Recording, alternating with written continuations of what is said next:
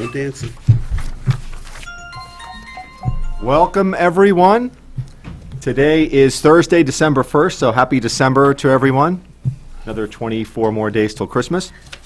I'd like to welcome everybody to the Budget Committee meeting, and tonight we are going to be doing some presentations.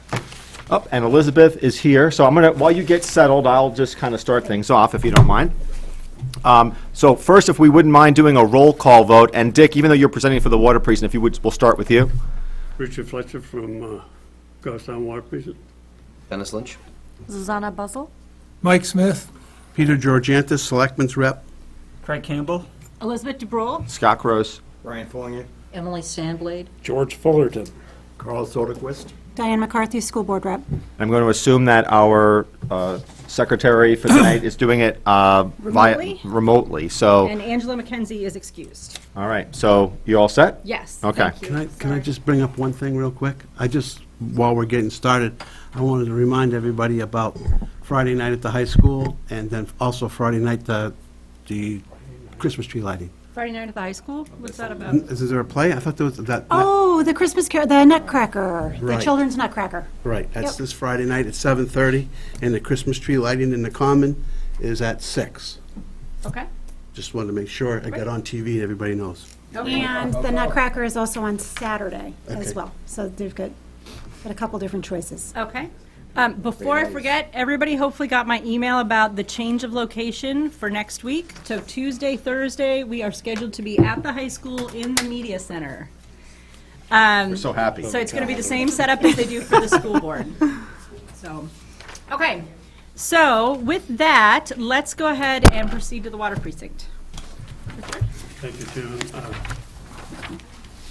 Good evening, everybody. Before I start with the budget, going over the budget, has everybody got a copy? Yes. I know there's a couple of people that want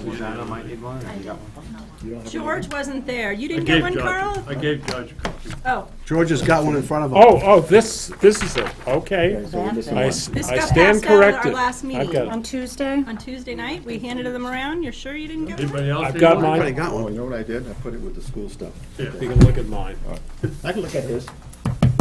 okay. well, Just with your Just own. quickly, before I start though, to show you what this budget represents, the Goffstown Village Water Precinct is really a private entity of its own, and it is run by the state RSAs, and we service the village of Goffstown. We have an office on North Mass Street, and there's 30 acres there where the office is, and down behind the office, there's two wells that we have pumps in that are sitting on the big aquifer. It actually comes all the way down here to Main Street. And up on the mountain, we have two reservoirs. And up on top of High Street, we have a 1-million-gallon water tank, and up at the reservoirs, we have a treatment plant that has 1 million gallons of water underneath it. And just to show you, we had a problem with the dam back the middle of summer, and we had to drain the upper reservoir, so we went on to the wells. In this dry season that we've had, we only had to run one well. That well produces 500 gallons a minute. The second well produces 500 gallons a minute. And we supplied the whole village of Goffstown and all the water district here with one well. So, you know, we're in pretty good shape as far as supply goes.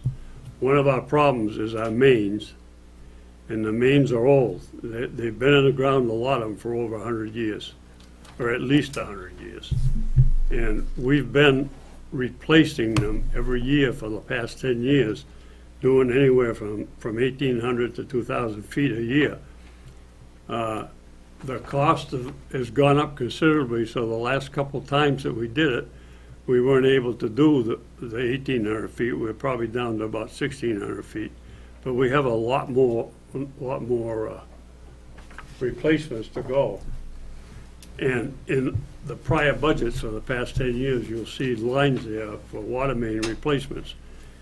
And this year, we had to increase that line because we're planning to do the Main Street water main out front here, all the way from just above Elm Street, all the way to the traffic circles.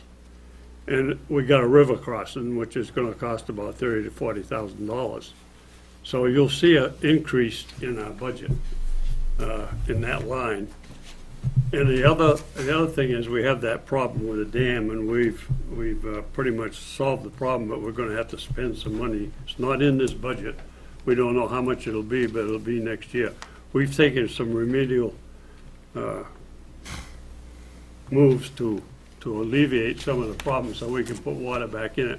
It really boiled down to the fact that there was a pipe put in there when the dams were built, and one of them pipes plugged up and the water was coming out in another area below the dams where it shouldn't be, and so we had to shut one of them down to find out what it was all about. But that's been pretty much solved now. It's a matter of an engineering study of what we gotta do, and we gotta do some tree cutting around it and filling in around it and propping it up a little, fix the spruce way that comes out of it with the cement. So that said, I'll get into the budget. And as you look at the budget, the first page is the revenues that we'll collect to do all this work. You'll notice that they've increased, and we haven't had a rate increase for over 10 years. So we put the rate up from $75 for 4,000 cubic feet of water, which we build twice a year, which was $150 a year. That was the water rate. And then, of course, anybody that went over the 4,000, we charge them an overage. You'll notice that the rate's gone up, and it went from, which is $75 twice a year, was $150, and it went to $67.50 4 times a year, which brought up $270. That was a rate increase for the water meter usage. Everybody had a water meter. And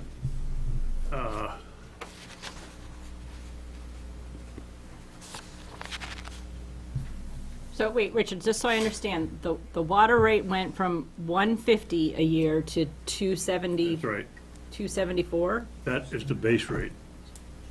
It's a $120 a year increase. If you looked at a chart, which is out there through Southern New Hampshire Planning and all that, you'll see that we've probably fallen about midway of everybody. 50%. You know, Manchester's a lot higher, of course, because of what they do. And a lot of towns are a lot smaller and they don't have as big a system. More than 50%. You'll find that most water systems in the state of New Hampshire and these little towns is way behind as far as piping goes, a lot of problems. And they're all doing the same thing today. So therefore, we have another flat rate, which has always been in the budget. The flat rate was used to pay for the new water treatment plant up between the mountains at the reservoirs. And that rate at the time was $35 twice a year. And they chose to go that direction. They borrowed the money from the state of New Hampshire, low interest rate. And they billed everybody $35 twice a year. And that was over a 15-year period, and they paid it off, and it was paid off a year ago. And so we've raised the rates, but we've also raised the flat rate. The flat rate really is to maintain and improve what we have. And basically now it's going to be water mains. There's a lot of information we had recently on our wells, which we got to repair because there's big screens on the bottom and they start to plug up, and we have to repair them wells up at the gravel pack wells on the river behind our office up there. One of the things that's going to happen there is the wells are in the ground and they have sump pumps in them, and we're going to have to raise the well so it's above the floodplain. We've got generators there that runs them now that are above the floodplain, and we got a treatment plant there too, which is a small treatment plant. Basically, them wells are going to be the water supply for the town most of the time. Right now, we shut them down for maintenance once a month, and we use the water in the reservoir. to make it up while it's shut down. It's only over a day's period. Okay, so getting into the budget, I said the flat rate was to maintain, and that basically, it increased the water main line in the cost to repair and replace water mains by what it's gonna cost us to do Main Street, so that was increased, and that flat rate is what brought that about. Also, a couple other things in there. One of them is an asset management grant that we got from the state of New Hampshire just recently, which is $20,000. We have to provide $5,000 in kind to get that grant, which it was been approved now. It's in this budget. And you'll see it on a line in there where the line went up $20,000. Also, you'll see the revenue from it is $20,000, which is, asset management grant. We also have a water system and a sewage system that we maintain for Mountain Laurel Estates off of Shirley Hill Road. There's 46 units there, 46 new homes. And we have wells there with treatment plant in the ground, and we maintain that. Plus, there's that's Mountain Laurel Water, which is a revenue that we get. But also, it's an expenditure. It's in the budget. It's actually a wash item in the end. And the sewage system, we pump all the septic tanks once a year, and there's two big dry wells, or not dry wells, leach beds that we collect money for and put it aside to replace them. We just replaced one of them because it was 20 years old. And so we take in revenues every year, so we'll have the money to replace it for them. Them people pay a different rate completely. It's their system cost them $111 every quarter for their water and what have you.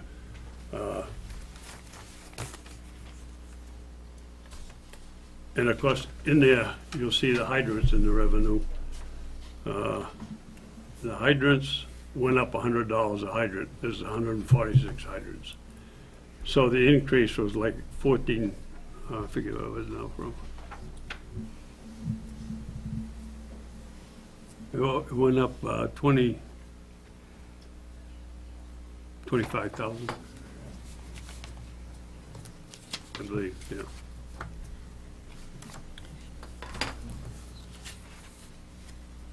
No, it didn't go up 25,000, a little less than that. Okay. So, as I passed this out a week ago to everybody, I don't know if you had a chance to look at it, but if there's any questions on the revenue.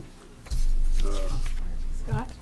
Well, first off, I just want to, I heard Emily talking before, pardon for my eavesdropping, but this does not impact the taxpayers because this is, for those who participate in the water precinct who get the services pay into it. I particularly don't. A lot of residents do not have village water. Right. Therefore, this only impacts those who use the village water. That's not Town. necessarily true. What? And the town services, obviously. Yeah. Right. Yeah. Yeah.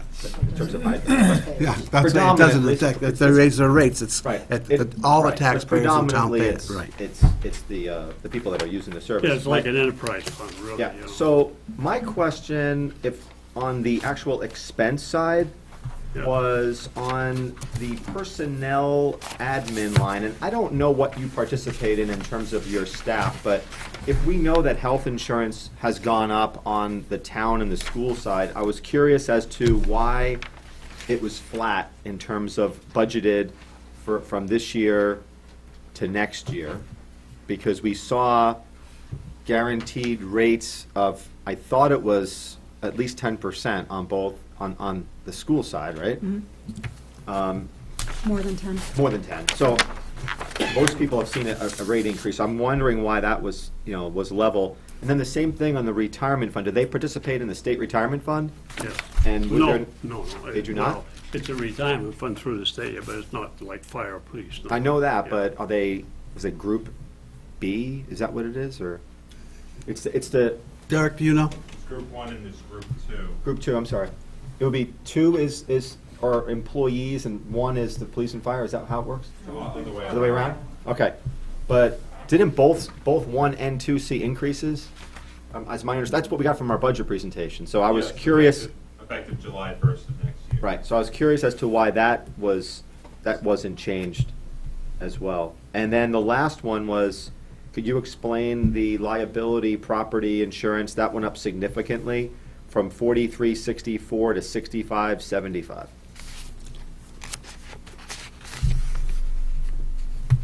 What was the issue there? Went up, that's a pretty big percentage. Well, it looks like they just used their year-to-date, but yeah. Why was that such a big jump? Yeah. Under budget last year. Well, I don't really know, Scott, I'd have to, Okay, yeah, I mean, I don't Find out, expect to but- have the answer now, but Okay. So Richard will get back to us on those, and are there more questions? all I can say is the insurance company gave us them rates, you know, so. And this was probably in October, so. Some of the insurance we have is not through like the town, gotcha. no, it's different. So you've got, do you guys have a reserve fund? Yes, well, we have a savings account. Okay, how much is You in can it? call it a reserve fund. There's about 410,000 in it, Okay, and it's pretty much stays there year-round, okay. every year. So the rates, I'm trying to kind of separate this out. The rates are going up, they haven't gone up in 10 years, but maybe I misunderstood you, but the reason they're going up is because of the Main Street program. That's gonna be, not the Well, program, sorry, well, the let's Main say- Street.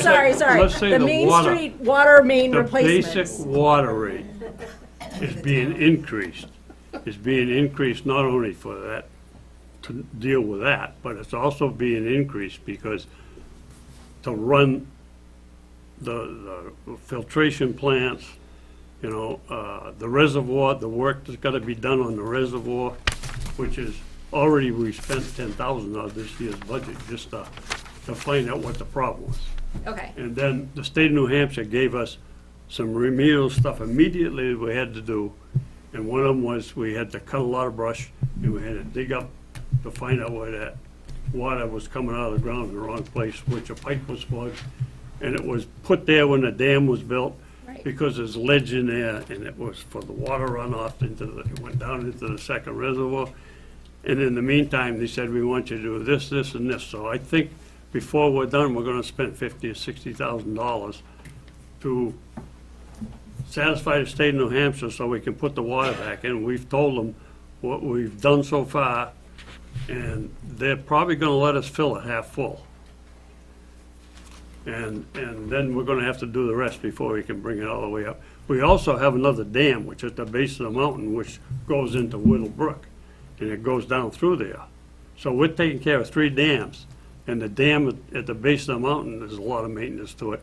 We have to cut the grass, have to cut the brush, we have to plant stuff for them, you know, okay. it's nothing but a big, So you have a lot of big capital expenses that Yeah. you can foresee in the future, so Yeah. that's part of the reason the rate is going up. Yeah. I have to say though, Richard, a rate increase that big is disturbing to me. I would have rather have seen you guys gradually increase your rates every year than to do it all at once, or, You're beating a dead horse now, I mean, can't go Well, back. you know, and I hear you, Elizabeth, and I hear what you're saying, but you've never put your fist in one of them water mains out there. If Oh, you I take a don't 6-inch doubt that the water work main and needs you to try be put your done. fist in it, it don't work no more. There's big barnacles of rust, and everybody complains about rust. We could change the whole system and change all the pipes all in 1 year, and you'd have a $5 or $6 million bill right off the bat, you know? So I we're don't doing it doubt a you. little bit at a time. but it's not a surprise. I mean, we knew this is coming. Right. Right? Right. So, I'm just saying, in future, I would hope that the water precinct would adopt a more incremental approach to raising rates than waiting for 10 years and then giving everybody a whopper of like, what, 75% rate increase? It's a 67%. Right, 67% rate Anybody can increase. come to our water precinct meeting right this year and reduce it, if that's what they want to do. I don't think, I don't think anybody is suggesting, or I don't think you're suggesting that. I think what the issue is, and I was on the budget committee or select board at the time when it was sewer, same thing, where all of a sudden, we have major infrastructure issues, and we hold the line on rates for 10 years, and it just doesn't do anybody any favors. right. No, but it doesn't do anybody any favors. So, you know, it's one thing to hold the rate for 2 or 3 years, but 10 years, it hits people with something that they can't plan for. And I would hope, and I would think, I know it's done, is that there's meetings with DPW and sewer and village water to say, okay, here are the projects that we've got in the pipeline. It's CIP and major projects. So these are things that we know. So is it safe to say that you do have a long-term capital improvement plan in terms of replacing these mains? You do not. No, but that's what's gonna happen with this asset management grant that we got from the state. They're gonna come in here. We already have a map with all the mains and all the hydrants. Right. And the sizes of the mains, and the height of them, and where they are, and Right. where the reservoirs are. We also have big maps on where the aquifers are, where there's hazardous, there's hazards that can affect the water system and they're not even in our precinct, you know? They're outside the precinct. But anyways, what's gonna happen is they're gonna come in here and they're gonna do an asset management plan for us, which will tell us right where every single shut-off is. It's gonna be like a home shut-off. Right now, we got a card, we gotta measure it all, but they can actually do it on a GPS and, you know, it's gonna go on, it's gonna look at the rates, they're gonna look at the cost of our budget every year over the past 10 to 15 years, and, you know, they're gonna tell us a lot of stuff over it. So they suggest a plan going Yeah, forward to like, yeah. We have a plan, like, we have about 700 to 800 acres in this town, and we have a management plan by a forester up on the mountain. And he's in this budget this year, you'll see $8,000 to have him come in and do it again. He tells us where we should cut, how much we should cut, when we should cut, so that, you know, the forest is being taken care of. And plus the mountain, you know, it's got a lot of recreation on it with trails, it's all goes within our land. There's snowmobile trails, there's hiking trails, there's bike trails up there. Okay, Pete, so you had a question? Yeah, I got a question. There's a line in here, it says Glenview expense, that's overspent by over $2,000, almost $2,000, I guess about $1,400. What was the story there? And then, but then it's budgeted again at the lower rate. Okay, Glenview expense is off of Tower Drive, off of Worthy Hill Road. We maintain this, they pay us to maintain the system. If we have to go up there and fix something, they pay us for it. They had a pump that failed this year. We had to change one of the pump motors, and so that actually overspent that budget. But that we get back. Okay, so The where revenue. would I see that on, where is It's that in on? this the- year's revenue. Because remember, this is this year's expense, so they paid it into this year's revenue, so it it's should not gonna still- be, Why wouldn't it show up in this year's revenues? Because we did it's it not, this year. it's not, yeah, it's not a budgeted, No, it would be an income. Yeah, I don't, Piece it's, where is it? That's what I was oh, asking. Yeah. You'll see that they've been miscellaneous? the Could expense, be, I don't know, that's what I'm Could asking. be miscellaneous, Randy. probably that's where they took it out of, I don't know. Miscellaneous years ago was only 3587. George? Yeah, I was a little confused about, I am a little confused about what you were saying on the forestry. You say we're bringing in a guy, I'm seeing $8,000 on the revenue side, but you're saying we're bringing in a guy to do stuff, and that's, and there's a forestry line on the expense budget, which has Okay, but nothing in it. He tells us where to cut. And when we cut off, we get a revenue out of it. We gotta pay the Yeah, but- taxes and all that, but in the end, we get a revenue. But don't you pay him something to do that? Yeah. He's, Where does that come out of? There's nothing, the forestry line The is empty. forestry line is empty. Yeah, if you look at forestry revenue, $8,000. But where's the But where's the expense? expense, on the Where's the expense ex- side? There's nothing there's going on expense there. to cut wood and sell it, and No, that's to pay the forester.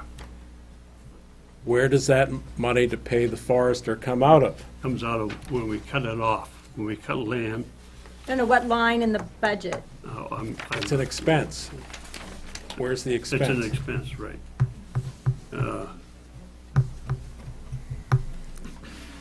I'm not sure where they put it. That's another thing. Forestry, they don't have any in there. Yeah, what I'm saying is that if you're planning to do that, I would expect to see something in the expense line. You know, it may be $8,000 that it's a wash, I don't know, but I would expect to see the revenue from the lumber, but also the expense in producing it. We don't even handle the money. So they cut the lumber and then. Somebody's gotta handle the money, it's in your revenue line, you have to handle it. If you're showing it as a revenue, it's gotta be We handled. pay the forester. Okay. Where's this? But do you, look on your page, on the second page. I know, There's nothing listed. nothing there, Right, in your forestry line for an Because- expense. right. But we pay the forester to do it.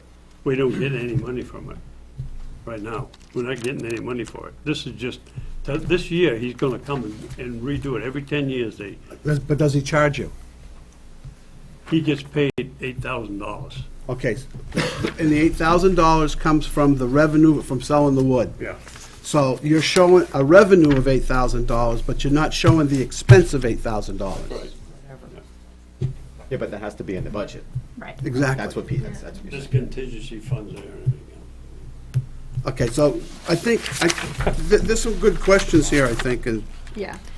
So, I'm looking, I wanted to ask one more question. Are there a lot of, you still have a lot of bills outstanding for this year, on like the main system upgrades and stuff?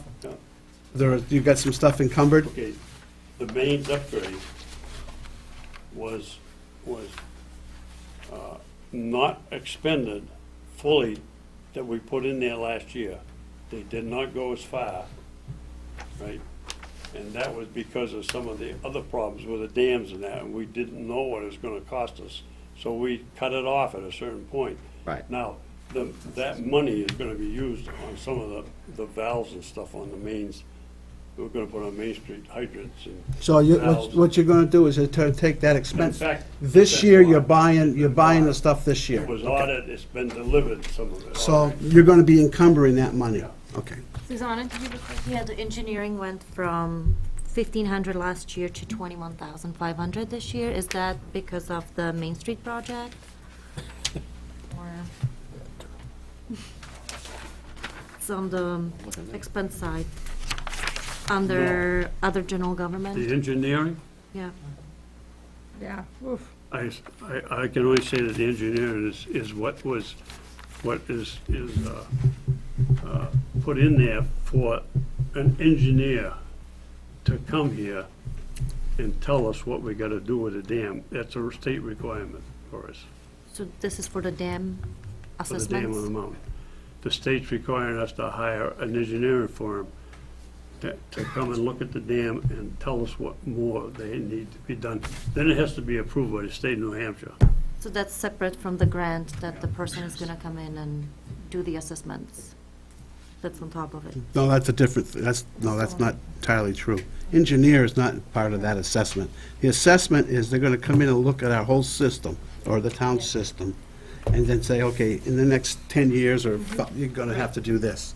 What Richard's talking about is the engineering to fix the dam problem now, which is what that expense is. If you look at that, it was budgeted for 2016 at $1,500.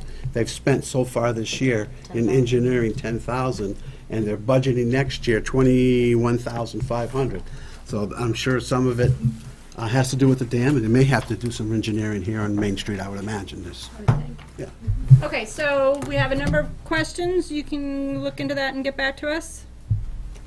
Okay, I have one question. Yeah, Carl? Won't the revenue increase each year as more customers hook on to the water? some of it could be, yeah. There Is was there a a few. plan that sort of projects that out in terms of Yeah, increased but- revenue? Basically, it's a rate increase. Isn't it The a revenue from the metered water. Seeing that here. Yeah, Our water is metered, right. and that's how they pay their bill. So the revenue from the metered water went up because the rate went up. So a new customer that ties in, that now pays, that's considered a rate increase? It There's a would be line in in that there for- rate. Oh, there's a line in there. There's a line in there New for services. new services. And it went up. I was just But curious. the water bill that that guy paid Oh, I would see that. increase the revenue too. Oh, okay, okay, all right. Okay. Okay, so we wrap this, are there any more questions before we wrap this part up? All right. Let's move along to, let's do conservation and milfoil and all that jazz. All that jazz. So Richard can scoot over. You've, I know, we need more seats up here. everybody get a copy of the letter from Mike? Yes, I emailed it to Yes, everybody. Okay, I just wanted to make sure everybody got it. I haven't had a chance to read it though. It goes into some detail on there, but So Evelyn is here. We'll see how yeah, the chair. Are we talking about this letter? it's from, no, that's from Gene Walker. There's a letter that came from Mike Allard. I don't know what the list is. Two memos. Thank you. Oh,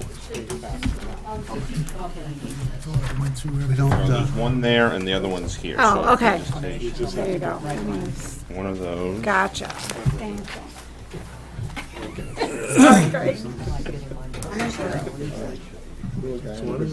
Right? I guess this is. What? I guess. Yes, okay. Evelyn Miller with, Take my pile, I had a pile. Yeah, you had a pile, I dropped it. Okay, so if you could start with saying your name for the record. Evelyn Miller from Conservation Commission. Karen McRae, Conservation Commission. Okay. So I think this is, we're requesting an additional amount than our normal budget. Okay, so let's review here. What's the current budget request and then the new budget request? Let's see here. I can answer that, Elizabeth. Thank you, dear. They have $20,000 in conservation budgeted this year.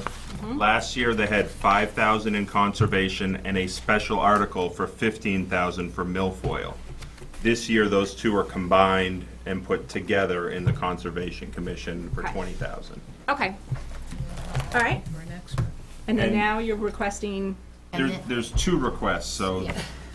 I can, if you Yeah. wanna. Go ahead. is this the There- pile? Yeah, there's two piles going around. Oh, nobody got that? I'm sorry. I thought they started at both ends. No. How you are, nice Scott. job, Thanks for holding Scott. up the show, Scott. I saw no one coming this way, so I assumed. Oh, this is the one you emailed us, right?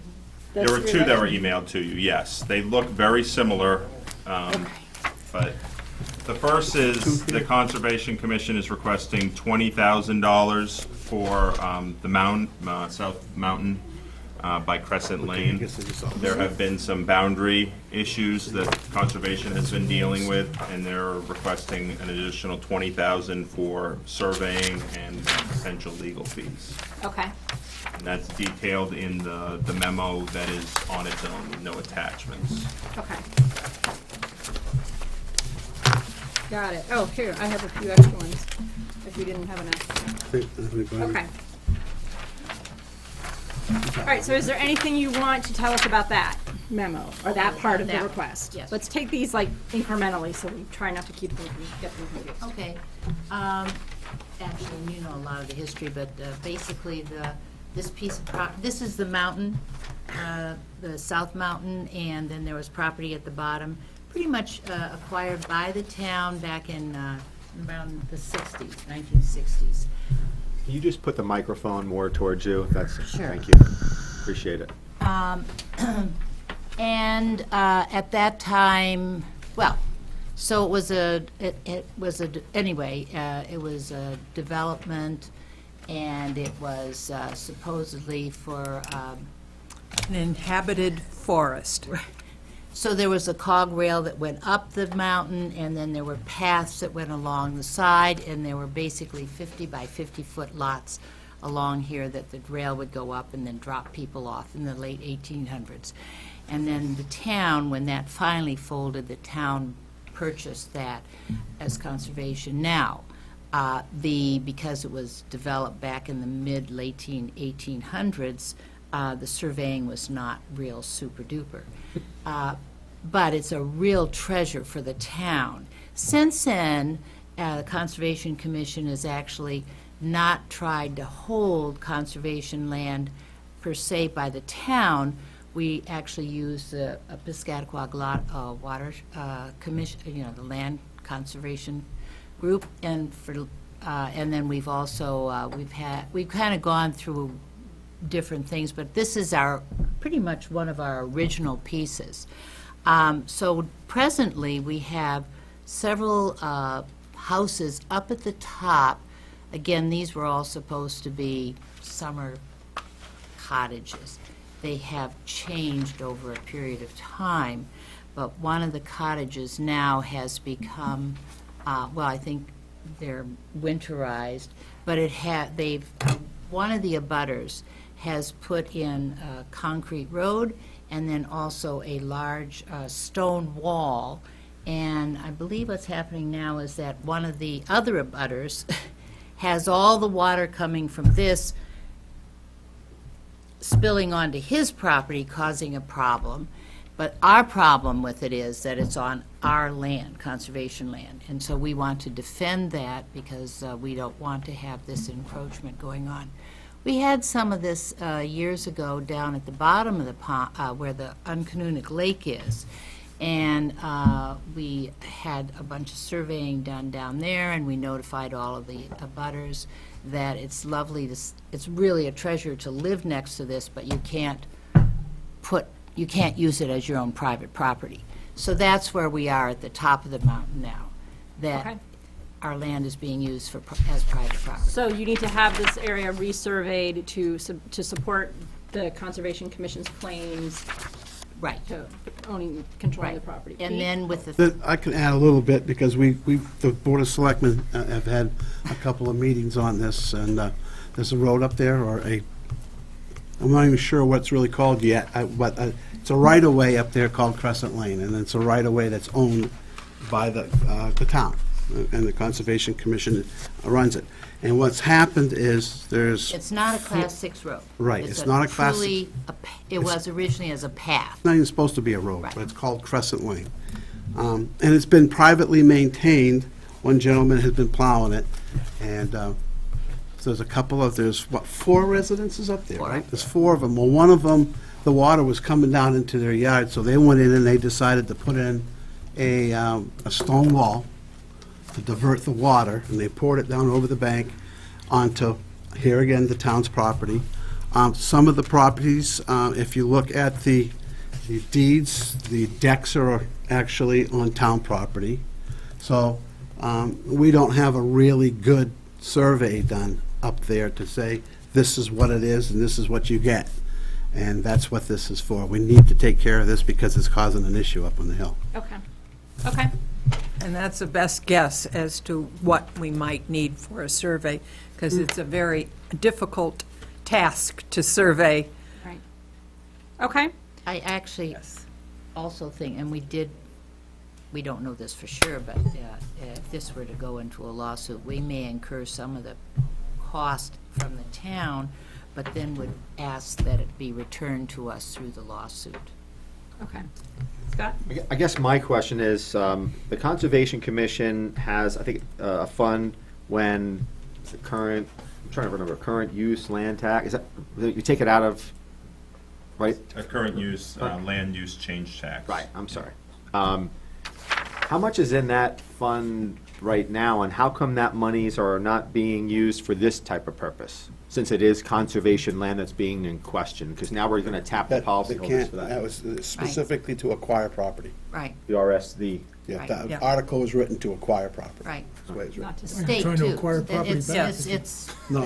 That's not what we're trying to do. We're trying to survey. Okay. This- so it's for This didn't have acquiring. to come before planning boards when they started doing these kind of things? This was done at the turn of the century before the No, planning I'm article. talking about The the wall. latest The thing. wall, the they latest just part. did it. They just did it. And when it Well, came, what do we do when people don't come to the planning board and go through those kind of things? okay, the problem is, okay, it's more than just a black and white we actually, Brian Rose went up there during the process and said, cease and desist. Do not do it. And they just went right ahead and did it. All right, so, Okay. But if we tear the wall down, or we send somebody up there to tear the wall down, what we're going to cause is a water problem for the other people now. So we're trying to do this in a way that we can help everybody, but also cover the rest of the residents and us down there. So I think they're I'm trying to asking why find are out. we, Well, but I why think they're it's trying become to. our problem when it's the neighbors Because it's our have done this to property. each other? No, it's our property. That's what Where they're they trying to build the figure wall is out. on our Then property, Mike, there's- but we need to find out Then they- where our property line is. Then why don't we have a requirement for them to show the survey, go survey it and show us that you're okay? And if you're not, take the wall down. What is wrong with that approach? Because we need to know where our property is. Go If ahead. they have a Derek, sorry. registered surveyor do this, a professional surveyor, Doesn't work then that easy. I think at this point, we believe it's a trespass issue between the town's property, and it's become a land dispute. And for the conservation to proceed, they need to get a proper survey with all the deed research and all the background, and do that first, and then see what they can do at that point. These were small lots that had little cabins on them. They just kept growing and growing and growing. They combined lots together, and they kept building and building and building. They weren't, that was, my Everybody's parents gonna- owned a piece of property. It was 50 by 50. You could do nothing with it. When you look everybody's at, gonna keep doing this if it No, they're becomes not, our because problem that's instead of theirs. what they're trying to take care of once we Okay. get a survey. Okay. I think the point is that the town's trying to find out exactly what their standing is, so they can decide what appropriate action to take. I think that's the point of this, right? They're trying to figure out if it is a trespass issue or if it's a violation of our planning procedures only. Go ahead. So how many homes are there or structures are there currently that are in question? All of them. Well, there are 4, and they have sheds and shedlets and. I'm good there. Are there any more than the 4? When you do this No, survey? up at the No, top, up at no, the top. it's just 4. Okay, so we are spending $20,000 to survey to impact well, 4? that We was, don't, that's our best guess scenario, plus that was including what we the thought. legal fees. Right. I understand, but we're talking about 4 structures, and that's it, right? So we're not talking about potential, there's 4 that are having some issues right now, but we have a potential exposure of 20 or 30 or No, 40. no, there's It's only 4 4 up there. They can't build anymore. That's it. Okay. Right. What do you mean? And we They're doing have it. surveyed the Not Mike. bottom of the mountain. I mean, we spent, several years ago, we spent a lot of money getting a survey, and I think the surveyor almost turned gray and lost his hair because it's just a mind-boggling kind of thing to survey it, and that's why we have put what we think is a reasonable amount to get that top surveyed. Okay. So 20,000 for 4 lots is what surveying is costing these days? But that's Well, not just 4 it's- lots at the top of the mountain. It's the whole thing. Go ahead, Derek.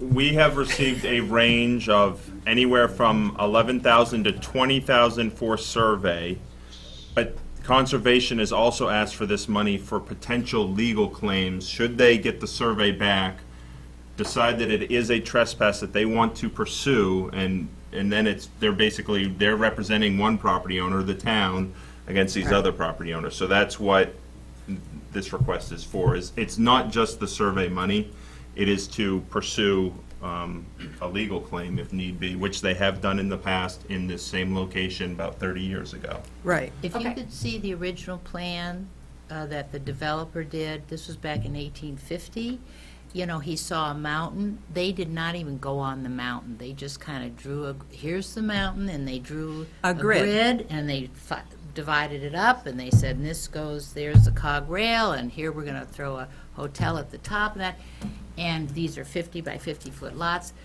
As a commission, we have walked all over this. Some of the areas are sheer walls of granite on the side of the mountain, and there's no way you could have. put Okay, it I'm sorry, I'm gonna kind of wrap this up here a bit. Do you have one more pertinent question? It was to Peter. Has there been any negotiation with these 4 homeowners to try to resolve this thing without spending 20,000 and to negotiate and agree upon what the bounds are for those 4 properties, even if that means give and take, and then to say, we agree that the survey boundaries of these 4 parcels are X, and not have to spend this money? All I can say is, it was, of course, it was, it's legal, so I can't really go Right. into, we have met. Okay. So I don't want to get too far into this because the selectmen have not even decided if they're going to approve of this yet. We haven't seen it, but So- we talked about it the other night, on Monday night, and there wasn't much discussion on not going along with it, because we've been involved in it for the last couple of months as far as the situation up there. This happened, the trespass happened in 2014, and we've been dealing with it since, and it's finally come to a head, and we're coming in for this money, kind of an emergency request, because we've really got to do something now. We have not been able to come to any kind of rational agreement. Somebody wants to go up there and pave, somebody's already paved, I Okay. mean, it's just, Like- it's our Okay. property. They put up lamp posts, lighting Okay. and all. I mean, but I did want to say this. This was when this acquired, it wasn't understood as a problem. Over the years, we have then been acquiring more land for the town, but we also saw that a legal fight was going to be a real problem for the town, and that's why we said, we think it's better that the town be the secondary owner and that we partner with either the New Hampshire, the Society for the Protection of New Hampshire Forests, or for the PLC, Piscataqua Land Conservancy, which is a larger organization that has a lot more money that they can then defend any encroachments on conservation land. So this is something that was acquired in 1960.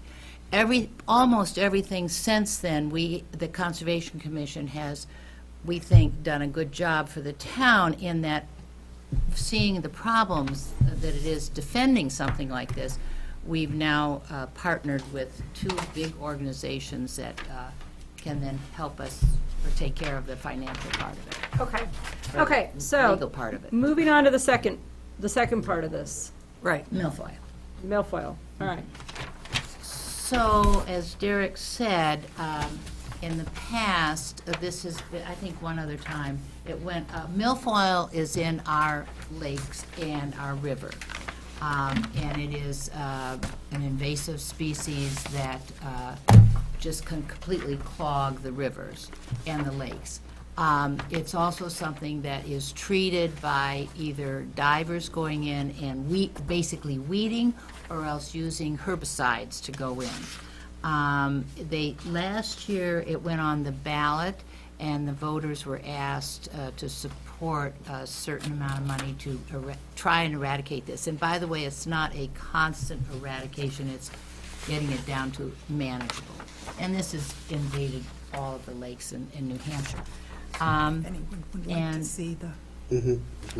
Okay, and so then, this year, and we have two organizations in town. We didn't think that the Conservation Commission should be the one, we thought we should support the organizations. We have two in town. One that is called the Goffstown Waterways, and that is the river, Piscataqua River, coming into the Glen Lake and then into Glen Lake. And last year, they did most of their work up here in Glen Lake, and they've, done a really nice, the yellow dots, I'm sorry if you can't, but in the lake, they've really done a really nice job of taking care of that. The red is up the river, and that's where we had not really treated that. There was a little bit of pulling, I think, right before the Pumpkin Festival. It was almost canceled last year because of that. Right. Yeah. Canceled. Okay. Okay, so then, and we got several bids for that. You got two bids out of that? I got 4 bids and I have the 2 lowest bids. Okay. So what is the request? The request is for $15,000, because that's what was budgeted in the past. And that from the Waterways, she has a bid for less than half the amount. Now, the Nemaski watershed has gone out and gotten a single bid, and they're over $30,000. So what is your So- request? So we are between a rock and a hard place, and we are saying that we'd like to see more bids from Nemaski, because the state does pick up 40% of whatever we've budgeted. So right now, we're splitting the 15,000 half and half. But the Namaski is asking for $20,000, and on only one bid. And the water, actually, the Goffstown Waterways, which would be the river and the lake here, they're asking $6,552. Pete? It's my understanding that on the Namaski Lake one, according to Mike Allard's letter, that there was only one approved bidder for that project that that they needed to do there. Oh, well, I have the bid here, and it seems exorbitant to me, just reading it. I I don't don't- doubt what you're saying, but I- I'm saying, according, you have Mike's letter? I do. Yeah. Well, I we believe did- Mike's letter said that the state had only approved one bidder to do what they needed to do, which was the weeding, or one of the two, I don't remember which Well, one. I think they probably need both things done. Right, but the state had only approved one, on one of them, was just one bidder was only approved by the state. There's only one person that was Okay, approved. so- I mean, I'm going to wrap this part up a little bit because we are not a governing body. We are simply the budget committee. And usually Right. when people come to us, they've already decided, gotten What- their bids, made their decisions, figured out what they want to do. So this seems a little premature to me, to be bringing it here when the selectmen haven't signed off on anything yet. You're And, saying on the mountain, and then now you're saying on the milfoil, well, on the too? mountain, it sounds like you do have a plan. Yes, And you okay, do know, yes. and the And the selectmen still haven't milfoil. signed Well, off and the on it yet, milfoil, but- we've just been splitting the 15,000 in half, and I think that's the way we as a commission want to go without seeing more bids. Okay, so you have to go through the selectmen, and the selectmen will come to us with what they want, where they want to go with this. We're getting mixed messages. We were told to come here. I think it's because it's so late because we're already in budget deliberations, and it's so late in the process. I think the thing is, I understand what you're saying about the bids. The problem is, it was my understanding in the proposal the other night, or the discussion the other night, that we're kind of winning the battle almost, in a lot of cases, up at this end. Yes. Right. you Correct. know, and it's really gotten bad down the other end. So that was my understanding in our conversation on the other night. So we are winning the battle on milfoil up at this end. Right. And the state has said that they don't see any problems north of us. Okay. So that's a good sign. So now, Namaski Lake that's where the brunt of the problem is, from what I understand now. Well, except we want to make sure that, I understand that, I understand that. okay, But the yeah. brunt of the problem is Namaski. But this all And has that to be can't go decided at the abated. selectmen before it comes to us. So let's stick with what our directive is. Once you guys have made your decision, let us know. Okay, so if the Board of Selectmen want to do, when would you want to do that? You want to call a special meeting in to do it? No. I think, that's why I think that these folks are here tonight, to hear We can't that. make that decision, though. That's not our decision to make. Why isn't it? Would you What bid support? to accept and what our No, tactics okay, going to be, no, that's I'm just, governing. I don't think it's the bid, I think it's the dollars that they're trying to get. Would you accept the 15,000 and divide it in half. or would you accept the other proposal, which was what? They needed 20,000, right? Right. And how much did they raise? Oh, well, Mike Allard, I don't know what You I have the letter. Is that what the selectmen are proposing? Is that in what the selectmen are asking the budget committee to agree to? I think they're asking you to listen to the department heads and see if it's a viable. If you don't think you want to do it that way, you want the Board of Selectmen to do it, and then we come back for another meeting, we can do it We're that not way. making a decision tonight, we're just listening what the proposal is, aren't we? We just got this thing the first time here. I mean, So Well, you I would didn't get like an to say email? we wanted to support the waterways with their bid of $6,552, and that would take care of the river and Glen Lake. We as a commission sent a letter back to Mike Allard and the Namaski Association asking that they get another bid. Now, I had not heard that that the state had You sent. have that letter? Yes, I have the And letter. doesn't it say that in the letter that this the one in the the state only package? approved one bidder? I don't know, Pete, that didn't stick out to me. Does the state give you? Is this the letter? Yeah, it says 5 or 6 months. That is to Mr. Allen, not from Mr. Allen. I don't know, let's see, Mr. Allen. What's better than one guy didn't? I got it in my phone, please. Derek, you remember that? Well, I guess my question to the chair would be, when is the budget committee, what is your schedule? Because it may work better to work with Conservation Commission, firm up what their actual increase request is, go to the Board of Selectmen at their next meeting on December 12th, and then come back to this committee with, because I think there's a lot of numbers being thrown around on exactly what's going where, and Yeah, now this committee might be done by that point. That's what my In problem 2 is. weeks? That's, Yeah, No we might kidding. be done. You never know. If we are, then I would think the options are you call a special meeting or you ask for a change at the public hearing. yeah. Well, I think done we're that before. satisfied with the 15,000 that's in the budget, and then our budget request for the 20,000 is very necessary. Okay, so I mean, it sounds like the one for the survey on the mountain sounds like it's a lot firmer than the one for what's going on with the milfoil. So we're still kind of Well- up in the air because the selectmen haven't given their authorization that they're definitely, you guys haven't voted on that On what, the 20,000? for the mountain. No, I'm pretty sure the consensus was we were going to do it. Yeah, but you haven't voted. Yeah. Well, haven't voted on the budget yet. We voted to bring a budget, whoa, wait. Wait a minute. Slow down. What's No. this whole package? Whoa, you understand the procedure. The procedure is we're submitting that budget to the budget committee. Right, The have you final have you submitted the mountain survey to the budget committee? No, that they're doing it tonight. Scott, go ahead. All right. So Scott's looking at me. technically, the budget committee is the one that presents the school and town budget to the public.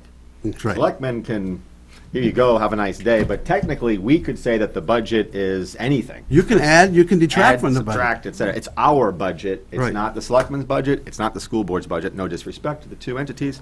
And then at a public hearing or at deliberative sessions, then the folks can kind of weigh in.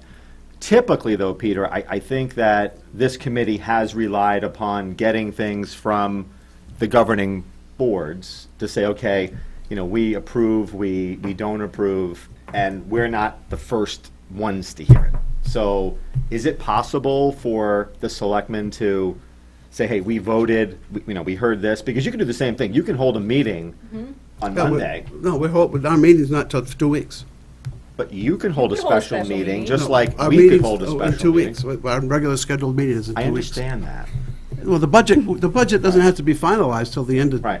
December. So, So we can come up in 2 weeks and change, and do that, and then we can come back here Right, again. and The my budget committee my can. only thing is that Or just say okay on it. milfoil is not new to this budgetary process. It's been on the ballot, I believe, for 3 or 4 years now. So I'm hopeful that, I don't know why this is a last-minute thing. I just don't. Oh, it isn't. It's just the increase is The the increase last-minute that- thing. The Maskey is See, looking for. That's it. Right. We're comfortable You're with comfortable the with- 15,000. which would cover where what- we would divide it in half. Right. Namaski, Lake Association has a bid that's $32,000, which puts a massive wrinkle into it. right, Right. and so our response back to them, so I guess what we're saying is our formal request would be 15,000 from you, that we would then suggest dividing between the two associations. We felt that Namaski should go back and find other bids, rather than bringing that and saying to you, we think we want to add that on. We just thought that was a responsible thing to do, rather than accept that as what we should be requesting. There we are. One more question. Is this wants to be, I'm sorry, this request is to put it in the budget, but in the past, there has been special articles Right, correct. Right. for this. So Peter, is there any change of tactic in terms of monies being put into budgets versus special articles? Because my question is that, That was wrapped in. It always has been a special article in the past. Right. But it was wrapped in now that it's in the budget instead of a special article. gotcha. I think it was So- done at our request. Yeah. Right, and I understand that, so Yeah, that's a I guess that's where we would want maybe guidance from the board, because perhaps the board might believe what Evelyn said, and that's, hey, we're good with the 15, and if Namaski needs more, then let's put it as a special article to deal with it, that particular thing. I don't know. Well, those folks, if they don't like it, they can always come to the public hearing and put in their comments, and we can consider increasing it at that point if they come up with other bids. I don't have any problem with that. You would amend the budget, you could amend the budget then. To amend the budget, yeah. Yeah. So I would go with what the governing body says here and put in $15,000. But the 15's It's already in. That's what I mean. Yeah. Leave it there, 15's in. as Leave it there. is. Yeah. So, I personally think, because there was a letter written to the Budget Committee from the Maskey Lake, it should be read into the record. All right. I'd like somebody to send me the copy, I can't find Don't It you? got emailed to you, and then it just got handed around. it. Mike Allard. Mike Allard letter. It said to the Goffstown Budget Committee, reference the Maskey Lakes budget request of $20,000, 2017. Is that That's the the one you package have? I'm Yeah, seeing. you want to read it, Pete? I can't if you want me to. You can. Thanks, I'm gonna read off this. Do you want a paper copy? Yeah, you got it? I'll read it, I don't know. Well, first of all, why don't you just make a motion to include his letter in the minutes, as stated? This way, you don't have to read it in for the next 3 minutes. It won't take me long to read it. I think it needs to be read out, that's what we're here to discussing it. This is the Goffstown Budget Committee, the Maskey Lake Milfoil budget request of $20,000 for 2017. As I am unavailable to attend the December 1st meeting, I will be on a plane heading to another meeting. I submit the following explain in situation. I will likely be available during the meeting by text, if you need to text them. The Maskey Lake Association was formed in 2008 solely for the purpose of providing the entity to receive state New Hampshire available matching funds for the treatment of milfoil in the lake, which has caused the overflow of milfoil was from Scobie Pond during Mother's Day flood. In addition to the receiving state grants as a percentage of yearly treatment bill, the association has raised the balance of the yearly required funds, membership fees, member donations. Town of Goffstown, City of Manchester participated for 1 year, Intel North America, and America Gas. 100% of the funds collected go directly to the treatment to the companies. The treatment cycle and process. The state of New Hampshire has a matching grant available to the lake bodies, like Maskey Lake. Have received grants previously. No new bodies are being accepted into the program. Have DES-approved long-term management plans. Are compliant with the yearly treatments as directed. These are all the regulations that's required. While the DES percentage has participated and varied over the years, it averages around 40% of the cost. There is really only two effective treatments, pulling the weed or killing it chemically. DES has determined the best approach for each infestation, and the Maskey Lake Association has been chemical treatment, which kills only the milfoil weed with no side effects. Although there have been 2 approved vendors in the past years, it is this time there is only 1 approved vendor for this treatment in the state of New Hampshire, Solitude Lake Management. That's where the problem comes from. Okay. Okay, that's where it's the Read the reason. letter, don't- Okay. don't editorialize. I'm just telling you. That's what- In September, we applied to the grant. Applications are due by September 15th. In October of each year, New Hampshire DES surveys the infestation, provides a map with a long-range treatment requirement to the Maskey Lake Association. I'm just going to say NLA from now on. Along with this map, they provide the approved vendor list and instruct us to obtain quotes in accordance with their specifications, which must be submitted by October 31st. This was the first we've known that what the cost of the treatment of 2017 will be $32,903.71 for up to 50 acres. We expect to hear back from the state in December as to the level of participation. We'll be assuming the 40% as last year. 2 years ago, the state funding was cut to 20%. In January, we must sign the applicator's contract so they can apply for the permit to treat the lake in the New Hampshire Department of Agriculture. As contract's not signed, the permit is not requested, we cannot take the once the lake is taken off the list, once you skip a year, you're off the list. So each year, even though we don't know what the funds will be, we must make this commitment to the contractor. So that's where the problem comes in if we keep waiting. I'm letting you know. Usually around March or April, the contractor will begin the scheduled treatments. We always push for early in the season as the weed continues to grow fast in the spring. Once scheduled, the applicator mails out the certified letters to the abutters, intended treatments intended because the time they still have not received the permit from the Department of Agriculture. Years ago, the decision so long, the application had to be reissued. These notices at an unexpected cost of $2,500. Now we push to make sure the permits are issued without delay. Around June, DES surveys the lake again and gives final inspections to the applicator late in July, and the application is applied. This past season, for some reason, the Department of Agriculture required extra water samples beyond what was quoted from the applicator. We got stuck with a $2,800 in additional fees and testing. The following October, the process begins. Unfortunately, this cycle does not overlap with the town of Goffstown's budget cycle very well.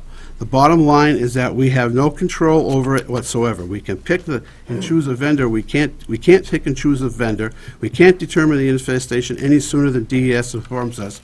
We can't determine when the Department of Agriculture issues the permits, and we can't keep them from ordering extra water samples at our expense. And finally, how bad is it?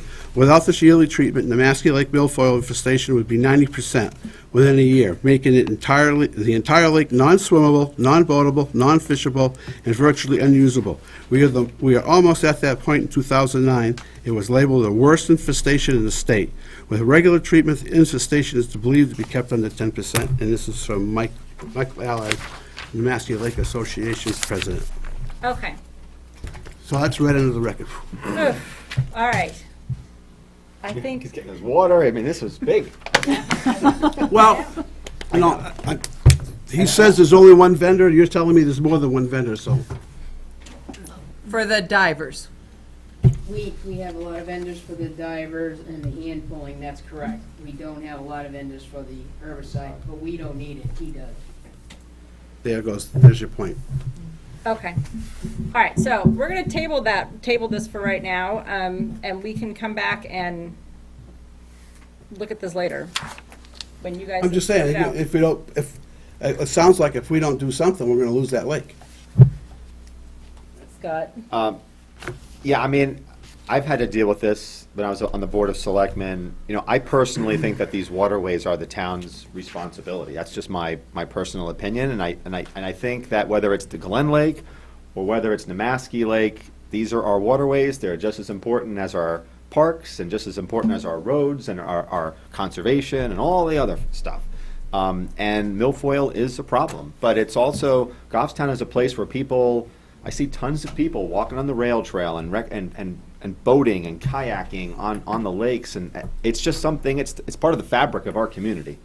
And personally, I think that it needs to be in our budget, and if we spend, less than what is budgeted, then that's great, but I don't think it's something we can ignore, because we got into that position once before, and it was really, really bad. And one thing I want to commend the folks in Glen Lake and Mike Allard in particular, because these people spend hundreds of hours trying to help the community pay for some of this stuff. And it's great that they do that, but I just think it's our responsibility. This is just as important as a road or our water or other things. It's our natural resources. Are you making a motion? What? Yeah, I will. On this particular one, I will make a motion that we approve the budget request for the milfoil. What is the budget request? $20,000. It'll be an additional $20,000 for Nemasky Lake, above and beyond the 15 for Glen. And we might not spend the $35,000, but it's there if we need it. Second. Okay. You spoke to your motion, or do you have anything else to say, Scott? No. Brian? Seconded. No, I just totally agree. I mean, I don't think we should be giving only 15,000 and splitting it. We need to take care of what the worst part of it is down below. I mean, Well, you want to take care of all of it. no, and I don't disagree with that. I mean, but yeah, I think understand. you guys are at the point where you're Right. maintaining it, and they're, I think, a little bit beyond that, in my opinion. Okay. Further discussion on this? Mike? Are we doing anything to try and get some agreements with the state? Because the state's putting us in this kind of a position. The state agency's saying you can only have this one bidder, you gotta do this. What's our strategy there? That's, Mike, that's done in a lot of different things. They put us in I those understand that, unfunded Peter, but this one just came up now, and it's gonna Well, no, be it every didn't- other, it it's didn't gonna just- keep going. It didn't just come up now. we've been working on milfoil for how many years now? I understand the milfoil. I'm saying the fact that you get told you get one bidder, and I think the folks in the just Conservation honestly- Commission said you had deal some with them all problems with the the bid time. they It's just the way it works. submitted. It looked really rich. And I'm just saying, what are we, what are Okay, we I'm doing sorry. for future? I'm not trying to cut Mike off, but actually, we're in the middle of debating a motion, so there cannot be any participation from the audience or anyone else. Okay, more discussion on this? All right. All those in favor of increasing Conservation Commission's budget by 20,000 for milfoil, raise your hand. All right, so we are unanimous.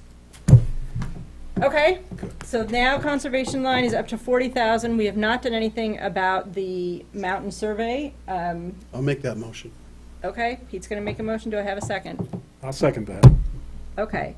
Do you wanna speak to your motion?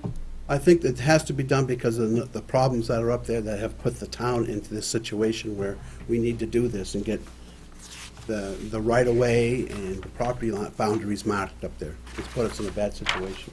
Well, I guess my only question to you guys is we have $20,000, we survey it, we get into legal problems, and we get to a point where it keeps continuing going, they keep fighting. Well, Where are we at? I then? think what we're gonna. When do we stop? I think what we're. That's my concern. I think what we're anticipating, and like I said, I can only go so far, but eventually, we'll be able to recoup some of the legal funds. The legal fees, we should be able to recoup some. That's our hope. Okay. Normally, we don't we have a separate line for legal fees normally? We don't wrap them all into, Well, No, it's because, it's totally because, separate. that's something different for them. They got their own line, their own. okay. Well, I think there are legal lines throughout the budget, and just about Right. all the departments have legal dollars, and it's probably in the order of 50 grand by the time you get all done. Okay. So I guess we can't find some of that anywhere else that we need an extra 20. Is that what we're saying? No, the 20 is not legal. 20 is for the survey We've and got legal. about 10 grand a survey, and No, it was somewhere between 11 and 20 for the survey. I give, All right. let's go. More discussion? I got a comment. Go ahead.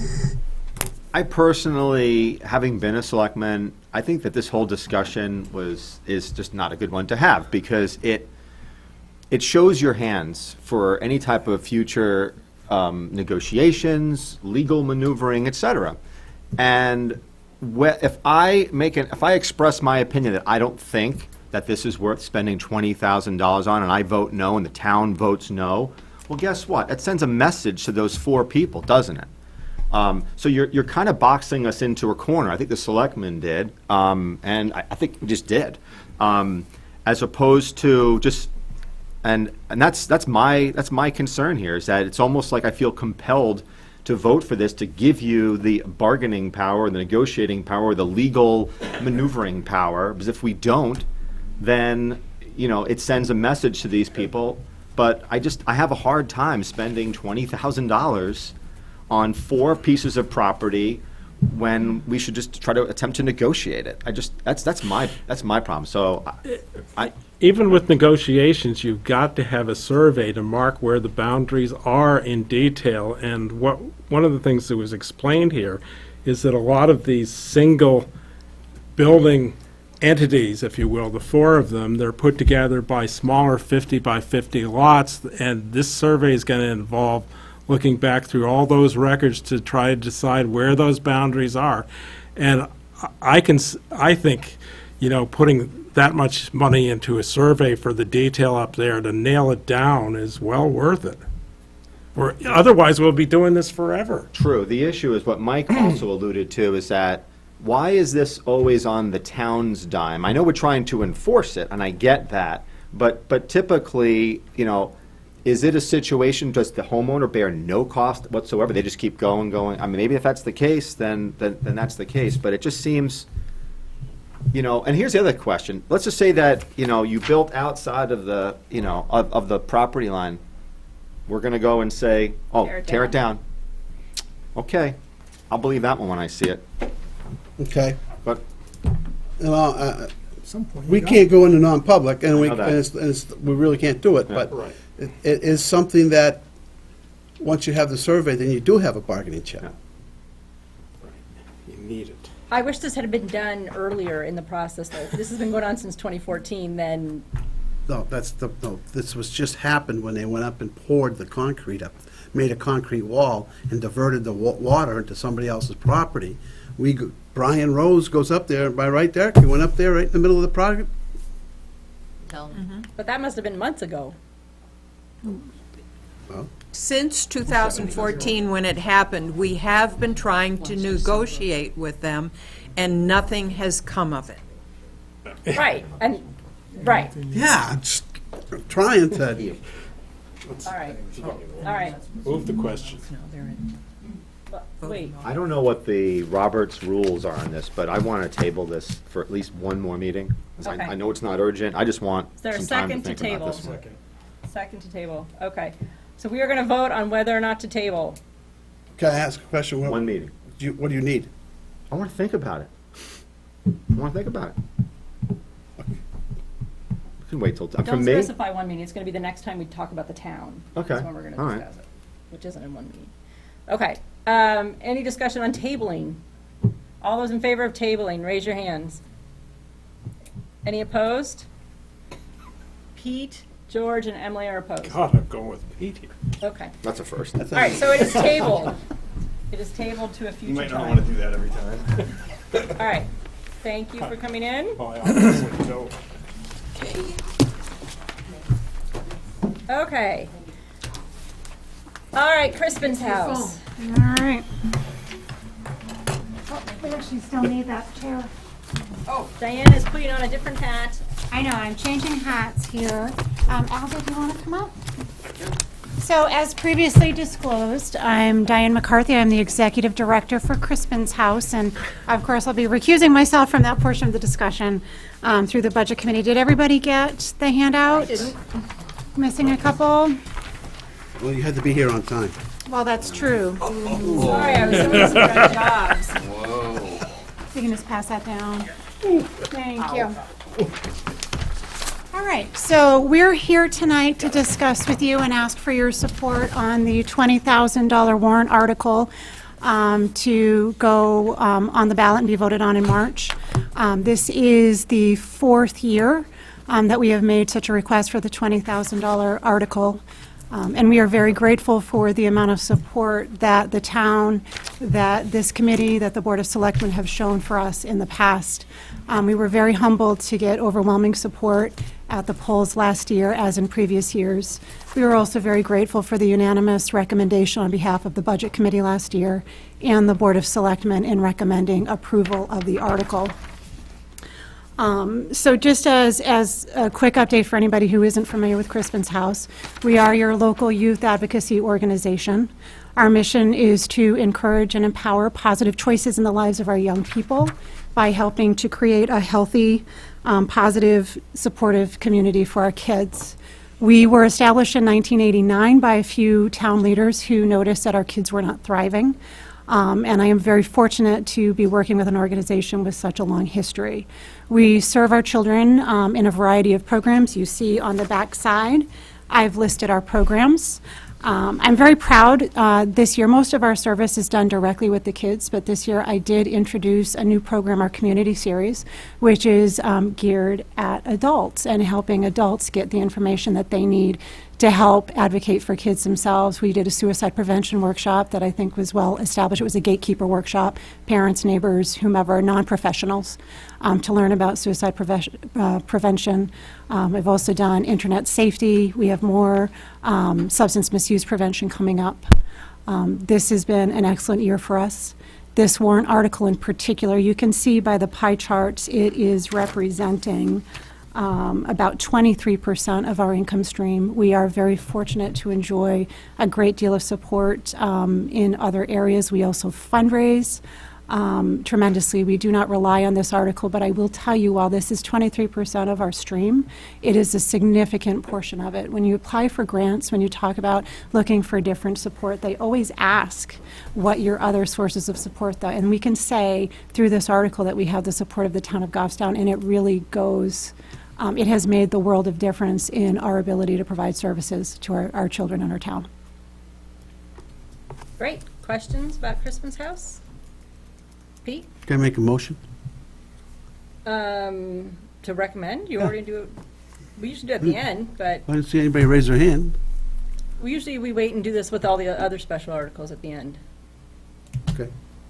We can just get it over with Oh, now. fine. Second. Hearing none. He didn't even make a motion yet. You don't Okay. even know what his motion is I gonna be. already know what he was gonna say. You made it for me. I said, I make a motion that we approve the special article for $20,000. All right. Thank you. Brian seconds. You want to speak to your motion? It's a good program. It's been in our system for a while now. The police have gotten behind it, and we've all heard that it's helped the community and helped the younger kids in town. So I'll keep Okay. on going with it. Brian? Basically exactly the same thing, and also, I know, we had talked about, Carrie had said how much it was saving on the other end of things too, so I think it's real good. Okay. Mike? I'm supportive of this. Shouldn't we see the warrant article in front of us before or is that something we're gonna do later? Well, we I'm usually do it at supportive the of the end, program and but we everything. can go ahead and do it because we know It's going to be the same warrant article as it is every year, and it's not going to change. if it's not, we can always withdraw our recommendation if for some reason, amend it, but it yeah. isn't going to be. It's going to be the typical warrant article. Scott? I understand everybody's perspective. I think what Mike is trying to say is that it's nice when it's literally written in front of you and it's part of, I think, is that what you're kind All I'm of saying alluding is, to? Is that, we don't have the article in front of us to say, yes, I mean, we indeed. know what it's gonna, what We it's- know, and if you want something that says, yeah, we support the concept, we support what they're asking for, sure. I'd like to see the article before we finally say, here's our recommendation as a committee. That's all I'm saying. That's just me. You can make a motion to table. Make a motion to table it. Is there a second? Okay? Okay. So we're back to discussion about Crispin's House. Any further discussion?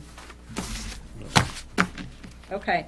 All those who vote in favor to recommend Crispin's House. The The $20,000. $20,000 in the warrant article. Right.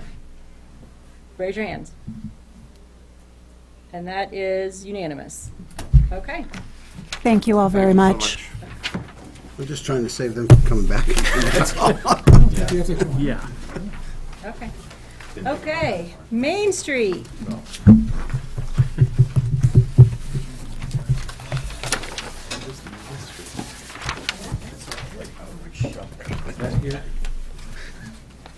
All right. You want to state your name? Lorraine Pascucci. Peggy Hatfield?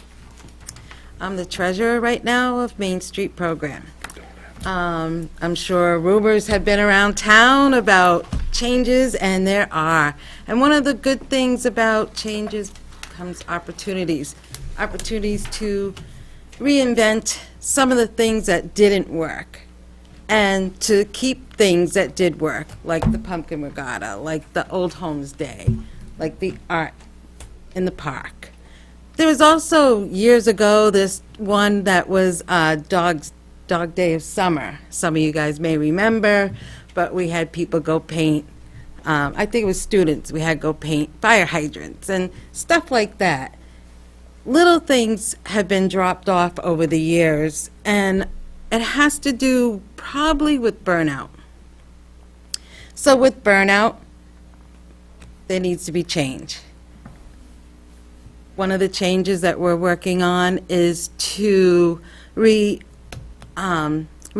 the director's position. Not so much their position, but what they redo their responsibilities. Their responsibilities like 2 pages of stuff. So I wanted to start the meeting explaining that we are going to be revitalizing the Main Street program, along with other things. So, the request for the $20,000 was withdrawn last year, or I saw a letter that went around town saying that they were going to dissolve Main Street, and after Old Homes Day, there wasn't going to be any more. Well, people had stepped up to the plate, and they put it together with, There's a truck beeping out there.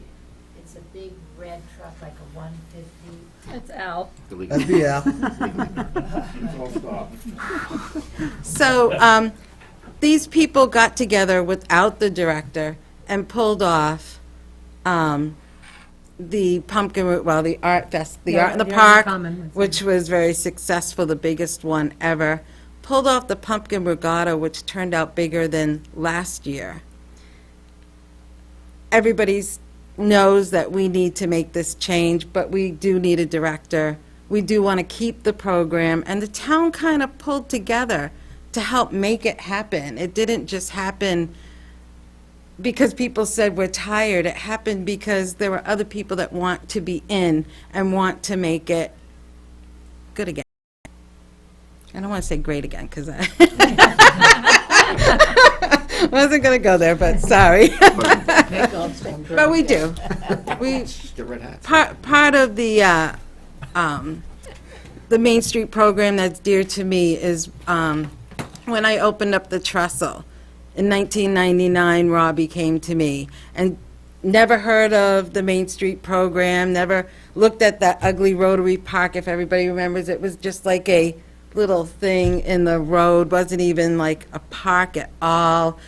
The common down here was ugly and wasn't landscaped, and it was overgrown. And, I mean, the bricks, you look at all the changes since 1999, and that has to do with the Main Street program. And I know that I probably don't have to pitch how good it is, but what I'm pitching is that we have a group of people that want to see it succeed, and they're willing to step up to the plate. Right now, we have about 15 people that want to join the board, you know, to the point where we'll be like picking and choosing, which will be nice. And we'll be looking for people with different skills and creativity and, you know, just to bring that color and to revitalize the whole thing. So I was thrown here, honestly, tonight, short notice. Didn't know what to expect. I certainly don't have enough handouts for everybody. And I don't have my pivot point going on. So I don't know what you guys are looking for from us. We do have, and I think it was submitted to you guys, the projection for 2017 budget. I did not receive anything. I've not seen it. Okay. I don't have as many copies as are here, but maybe you guys could, like every Derek other is person. offering to make copies for us upstairs. Thank you, Derek. Thank you. Oh, wait a minute, not that one. I wrote on that one. Go right next door, the fire department Yeah. has a copy of it. Use his copy. Huh? So, Lorraine, so who's the president of the board right now? Karen, but she would like to step down, and we will be nominating a new Okay. president. So you have a full board, or you're about to have a full board? Yeah, yeah. Okay. And you've been without a director since June. Okay. And so, but you are, I know that for a while there was talk that you guys were not going to have a director, but are you saying the board has decided we need a director? We need a director, Okay. yes. There needs to be someone in the We need office. to start someone in Yeah. January. Yeah. So we thought it would give us a chance to, with the getting a new board, to get our goals and sit down and, so we can know exactly what we want, what we expect the director to do, and then start hiring one in January. Okay. So I know, like you said, your organization was also having kind of a lot of soul searching, kind of figuring out what do we want to do, I how mean, do we want in- to approach this. Have you guys made those decisions yet, or is your board still sort of wrestling with that? Decisions with, About, are you going to really focus on events, or are you going to try and do follow the 4-point program that of a Main Street program, or, you guys it have will a be lot the of big 4-point Main questions. Street program, which would be why we need a director that's also, of course, the ideal world would be to hire someone that's been a Main Street director, but someone that also has worked in a nonprofit organization that understands what has to be done. Okay. Okay. Questions? More questions? How much of the $20,000 would be allocated to storefronts in terms of making them look better? So there's donations that are given that we accept, and there is which I don't have that information in front of me, unfortunately. There is a budget for each different, there's the design team, there's a promotions team, and there's The org team, the what? org team. Yeah, That's the art team. And they all have a budget as to what they can hand out each year. And unfortunately, I don't have that in front of me. Where's the income come from to do that? Donations. Just donations? And Yes. sponsors Do you for have all one, of them. Yeah. Like for the. Well, donations, sponsors, when they sell the chicken dinners and the, So this is for events, this 20,000. nope, the 20,000 is to help fund the director. Just that, okay. They do a lot of fundraising with the golf tournament. Yeah, and- and they didn't do the Happy golf Dance. tournament this year, which is sad, because the golf tournament is a good one, but again, it all happens because people get tired. The program's 16 years old, 17 years old, so, and a lot of the people who are on it love the program, but they've been on it now for 16, 17 years, and getting tired. I've never been on it, and I never had the time to be, and I'm honored to be on it. And I want to see the things get better. Okay. Be revitalized. Scott, did you have a question? Yeah, so just for disclosure, I've been a big supporter of the Main Street program for many years. I facilitated a discussion with the Main Street program months ago. I will support this. That said, I believe that this committee, if we do support it, has a responsibility to make sure that the $20,000 is well spent. Agreed. And I'm not sure if this certainly cannot be contingent upon it, but I would hope that the Main Street program, you are the stewards of the town's money, the Board of Selectmen. The Board of Selectmen is. And because you have gone through a great deal of transition over the last 3 years. We know that's true. We know that you don't have a director. I would like to, personally, approve, or recommend the $20,000, but make it also a contingent upon the Main Street program. In order to get that money, you need to go to the Board of Selectmen with a business plan as to, here's what we have restructured, here's what we're going to do, and here is our budget, and here's our president now. There's a lot of uncertainty. Agreed. And I think, in fairness to the community, if we're going to spend the $20,000, there should be a business plan with that. And we have that from Crispin's house. We've had that from the Namaski Lake Mill. We know what we're buying here. And I think you have enough back history, shall we say, of doing awesome things for Goffstown. We get it. But you are in flux, and everyone knows it. Yeah. So in order to, I guess, show the community that good faith, that it's money being well spent, if that's something that it gets approved and recommended, and that you go before the board and they dispense the funds once that you've proven to them that you're viable. Yeah, agreed. Okay.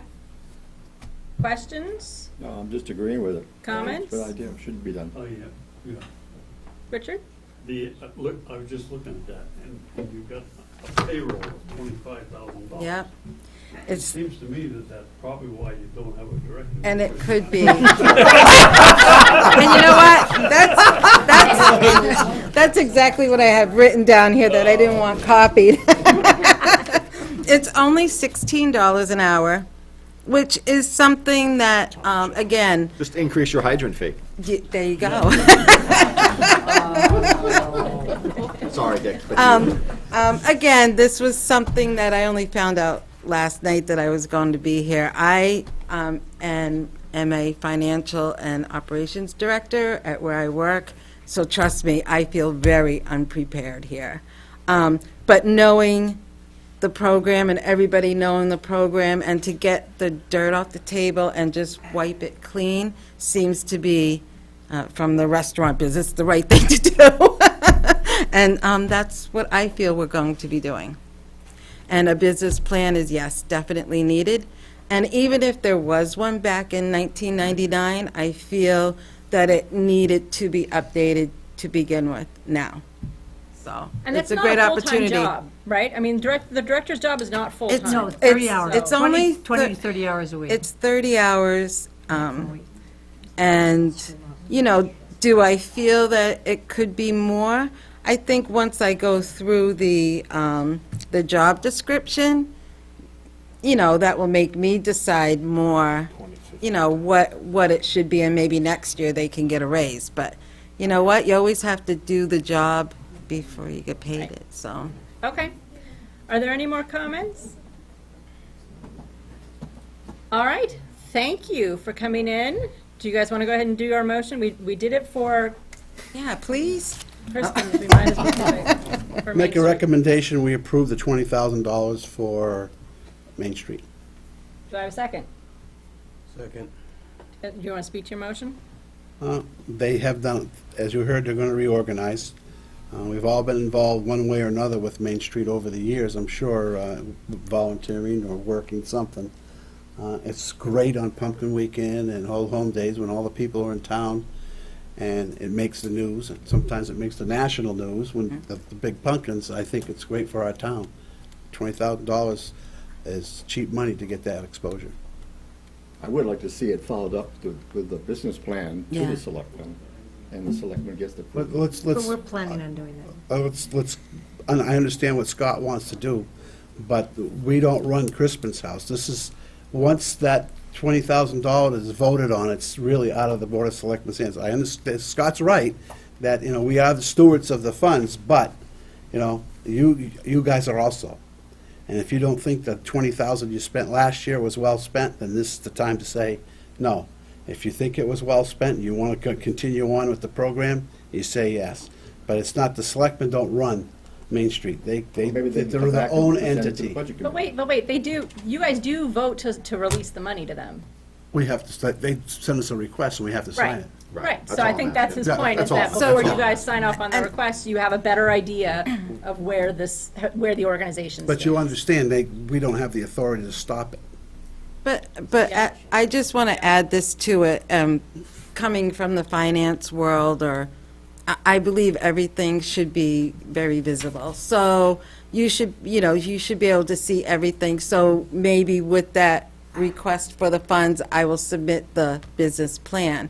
You know, whether you agree with my plan or not, it's going to be made sure that it's, meets the guidelines of the Main Street program. It's, you know, it's Okay. going to be, I'm sorry, Lorraine, I'm not trying Yeah, to that's interrupt, but okay. we're in the middle of a motion, so you're actually not. Sorry. supposed to discuss. sorry, you know. Okay. One Wait, question. Brian gets to speak to his second before you guys go. All right, You can go first, he has his hand up. go ahead, Mike. Just to clarify, this is going to be a warrant article as well? Yes, it will be a separate warrant article, as it has been many, many years. Yeah, and I'm okay with a warrant article, but I'm not okay with the same warrant article that it has been for so many years. So personally, I would like to see a warrant article that's slightly different, that says, that, you know, that'll say, you know, appropriate, you know, $20,000 with the Board of Selectmen dispensing funds upon, you know, Board of Selectmen dispensing the funds, because The Board of Selectmen dispense the funds anyway. That's, If Or something, I want to At the see. board's discretion or Yes, or something. something to that effect, if you do not already have that legal authority. So maybe that's something that you can check into, Derek or Sue can see if you cannot dispense of the funds unless they have a business plan, because I'm not going to vote yes on this unless that's the case. Unless our governing body says that this is money well spent. Because it has been in flux, and it's not prudent to spend the money on an organization that has had a year and a half of trouble. then say no. Then you need to table, you're saying. Then say no, What I'm- Scott. I what mean, I'm- it's either yes or no. I don't know if and I don't know if Derek has that answer, if we have the Do you know, authority. Derek? I don't have that answer tonight. We can get that answer for you. Am I alone on this one? I don't know. No, hold on, Mike. No, this comes back to the same argument of why don't we do this when we get all the warrant articles and we know what we've got? And I think you raise a great point. I think there ought to be some discussion around what the warrant article should look like, and then we should vote on it. The warrant article is written by law. It's not something we can put stuff into or add stuff to. It's written, You you don't can. have the words right now, Peter. Well, You've got, I don't have let's give I them have no 20,000 problem is with what we're that. putting. I have no problem with it. Okay. We'll come back and sometime in towards the end of December, and we'll get it done. It's not going to be next week, because Board of Selectmen aren't meeting. So, we're gonna have to talk about that at some point. So unless there's a motion to table, we're gonna vote on this I'm thing going to up make or a down. motion to table it. I'll second. Okay. All those in favor of tabling, raise your hand. Any opposed? I'm opposed. Pete's opposed. Okay, it's tabled. With Sorry. that question, hopefully we'll have an answer Yes, to it. Derek heard. I'm sure he's gonna take care of it. So would it help if, can I speak? Yeah, now you can. Okay. Would it help if I put together the business plan by a certain day? Like, what's my timeline here? Right? Well, I don't think, you're not holding your No. vote contingent on No. seeing the business plan. No, what I'm So- trying to say is, I personally would like to see that if the selectmen, if we have the same warrant article we've had for the last 15 years, and the selectmen have the ability to not dispense of the funds unless they see a business plan, then I'm good. I'm gonna vote yes on this. So, However, Lori- if they don't, then I'm gonna wanna see wording in the warrant article that says that it has to go with. Okay. Okay, so Derek's gonna check into the idea about wording something in the warrant article, whether we can do that or not. But since the vote isn't even until March, the selectmen cannot dispense the funds until after the town election. Yeah, it's usually So- sometime in July that So they. you have at least until the middle of March. Okay. Because it Alright. can't possibly come earlier than that. Yeah, I plan on having a business plan before we hire the new director, to be honest, because without that, then the director has no direction, which may have been the issue the past few years. So, my Okay. thoughts. May I just say something also? I will say, though, that this last Pumpkin Regatta, we made a lot more money than we made the year when we had a director, than we did the year before. We have a lot of people that have really stepped up, make it work. I've been on the board 3 years, I'm secretary, and, I mean, I lived in Goffstown 13 years, and I love what Main Street has done for Goffstown. Okay, great, thank That's you. just a, you know. Thank you. Thank you. Okay. All right. Now, we're finally turning our Got done in a- attention. What? So we got done in an hour and 45 minutes. All right. Good night. All right. So we are now turning our eyes to the budget, our budget books. We're gonna start going through department by department. Do you need a break? Yeah, can we get a 5-minute break? Yeah, you guys, let's do a 5-minute break, okay? Mics are still on if the light's on.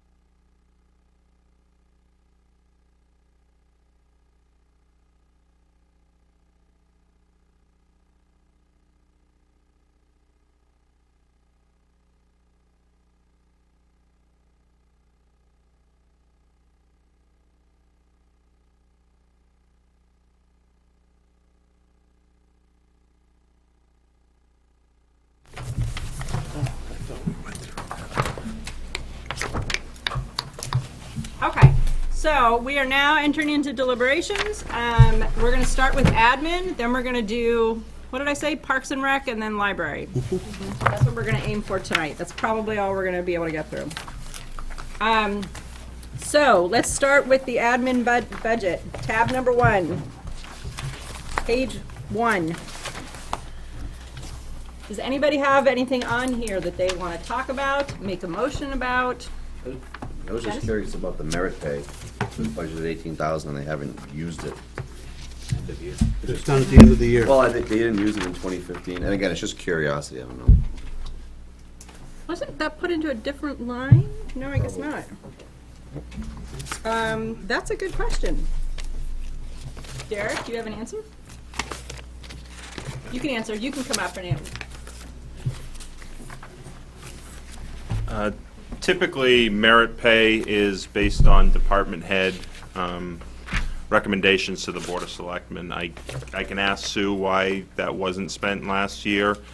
There's still 2 more meetings for the budget, or for the Board of Selectmen this year, and we have sent out to department heads requests for that if they are going to be coming forward. So the reason why they're not spent this year is those requests haven't come in yet. I Okay. can't answer for 2015. Okay.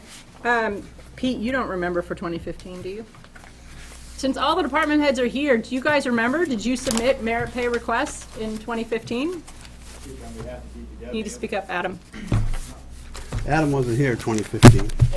Huh? DPW director was here, but he wasn't aware of this line, so sorry for all my employees at home.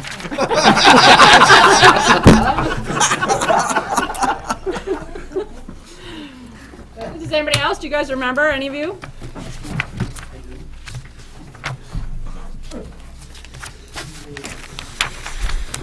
PD submitted 2 merit requests last year, and they were granted. Okay, so something's funky with the... That's correct. The accounting line here. Okay. All right, thank you. That might have got a lot messed up in The Munis. software Yeah. thing. Derek, can you make a note of that? To look Yes, into we'll that? check into that. Great, thank you. Okay, more on page 1. Moving to page 2.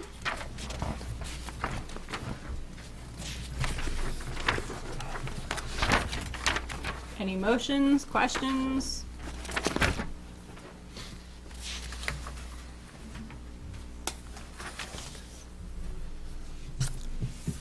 All right, page 3.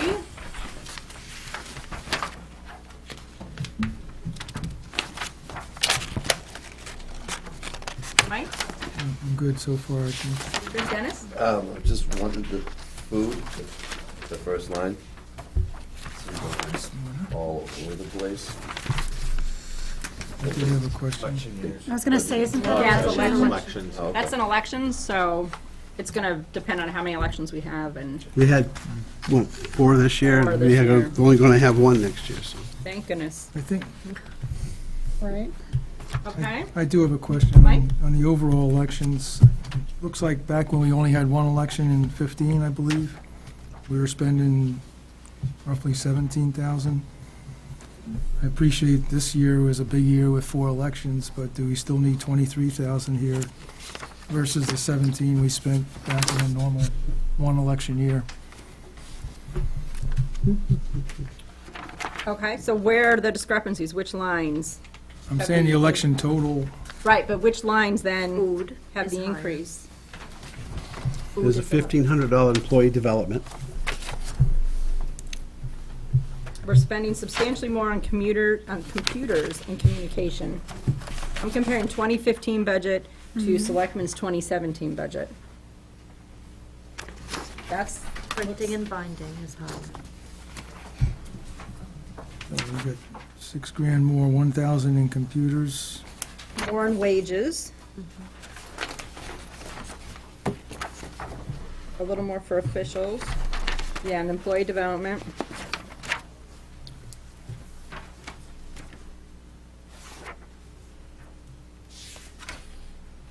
All right, Pete? Yeah, you named them off. Yeah, but can you tell us anything more about that?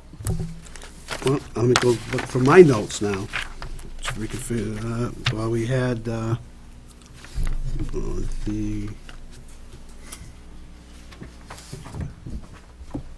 postage went up, right, a little bit?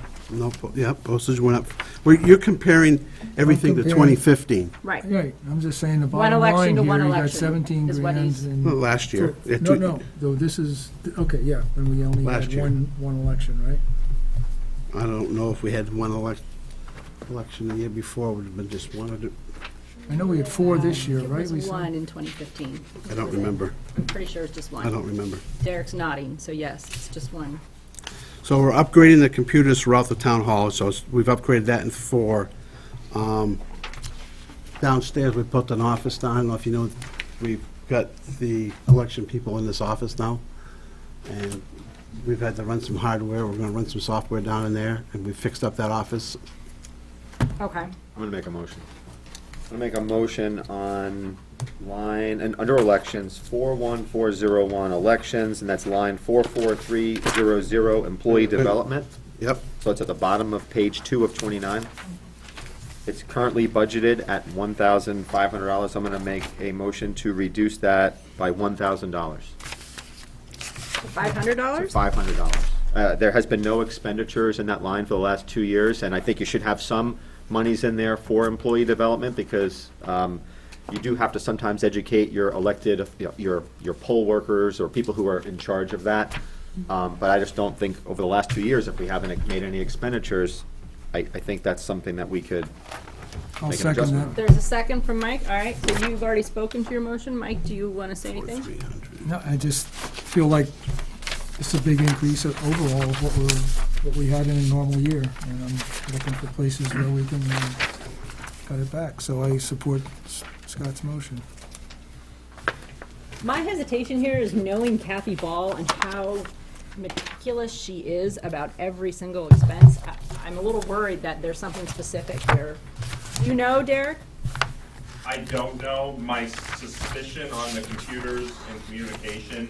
No, is- we're on, On that, I don't, on that particular line, I don't know. okay, okay. Where, I don't have my breakdown, where is it? Okay. Do you have the breakdown that was given to us by Sue? No, the breakdown, the Yeah, I do. presentation. Hold on. I don't know where mine went, must be in the office. Okay, would you go to that line and look? Well, it doesn't address every line, I don't believe. It may do the whole Town elections clerk. thing. Elections. Decreases due in fact there's only one election. Temporary election workers are budgeted at a minimum wage. If there's a change in the minimum wage, then we will need to revise this account. That's all it says, that's all she's got to do. Speak to the There was development. something about new people, I think, I don't remember. We can check it out. We'll Okay. find out. All right, so any further discussion? All right, all those in favor of decreasing that line by $1,000, raise your hand. Any opposed? Pete and Richard opposed. Okay, the motion has passed. All right. Moving on, so we're page 2, page 3 of the admin budget.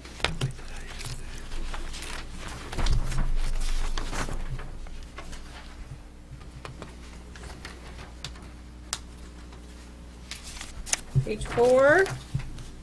Hey, can you back up to 3?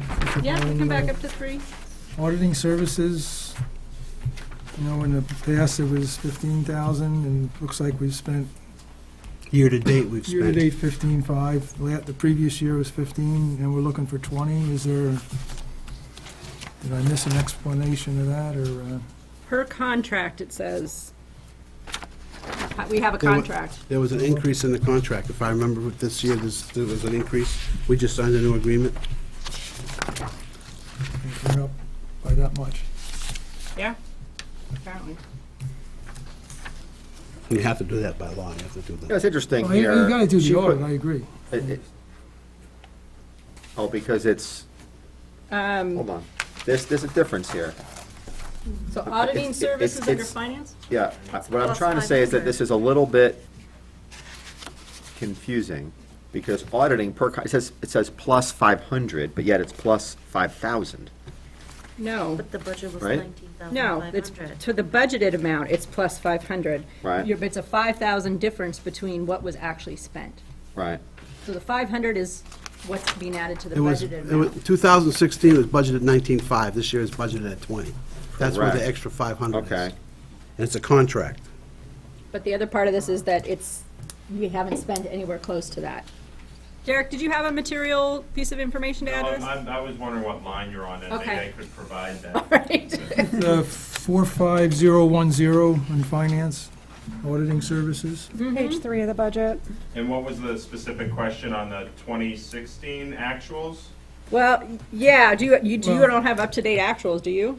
I can get those for the next meeting. I don't have those. We had an audit, so I'm sure we will be paying that bill. They did not present until September. So my guess is, this being a September 30th date on the year-to-date, we hadn't processed an invoice. The 2017 is up by $5,000 because we have to do, every 3 years, we have to do the OPEB, the other, basically it's like a special audit you have to do every 3 years for, I forget what OPEB, but it's basically the pension liabilities audit. Okay, that's a different Should be, line. and why is that zeros then? Yeah. Well, it's a decrease because that was done in 2016, so they took the $5,000 down for that, if I read that right. Okay, gotcha. Right, so that line isn't in, that's not what we're talking about. We're talking about the auditing line above it.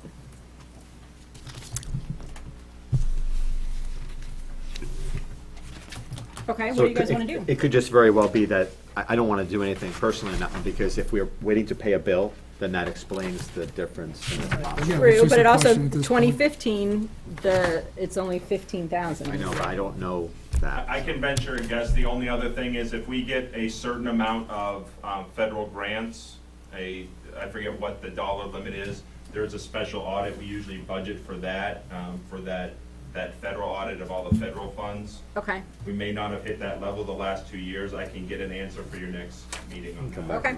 All right, that would be good, thank you. Mike, are you okay with that? That's fine, let's talk about it next meeting. Okay. Page 3, page 4.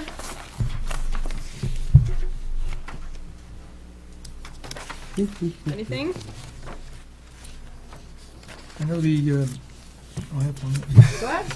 The internet and phone access at the bottom of page 4, does that, I know we did an upgrade, substantial upgrade.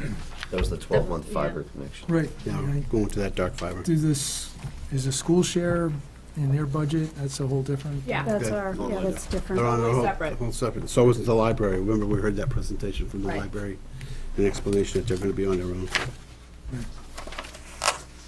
Thank you. We're on page 5.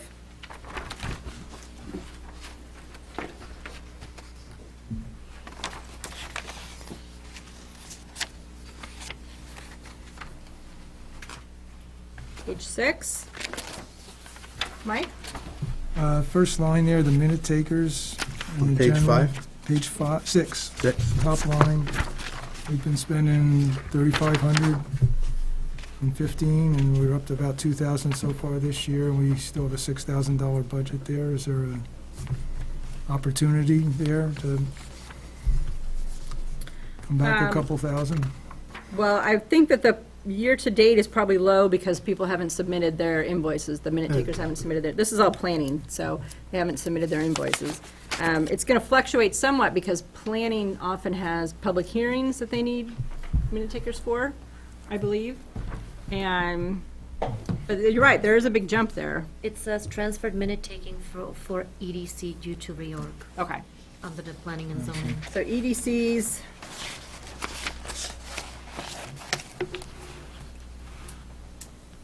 Okay.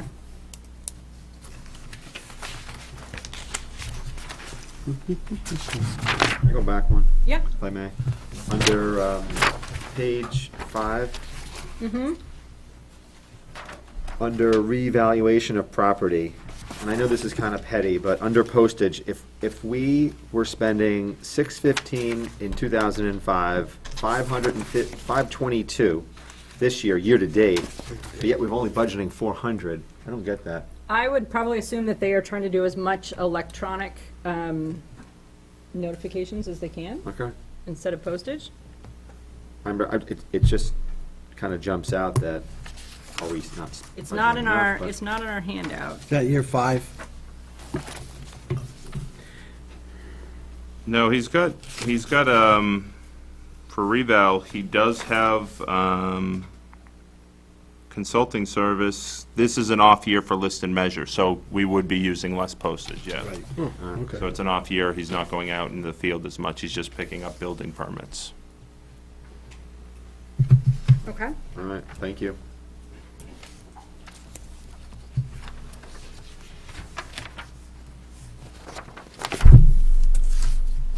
We still on page 6? or- We can be on page 6. I'm sorry. No, that's fine. Historic district expenses, there's been very minimal ones, and we're still carrying 3,200. Is that still appropriate, or are there reasons or needs for that? What's not reflected in the year-to-date actuals on here is recent purchases towards some improvements for Grassmere Town Hall, as well as a historic marker for the fire department for their new station. So they are going to be probably pretty close to 80% expended once we process those invoices for 2016. The fire department invoice was part of a compromise deal with the Division of Historical Resources, correct? It was. Because they had initially flagged the fire department building as a historic property, and they weren't going to let us make the renovations on it. So this was the deal that, It's historic, all right. That's why we had Yeah. to change it. and technically anything that's over 50 years is considered historic. So, Oh, That'll be Peter. that makes most of us. Peter.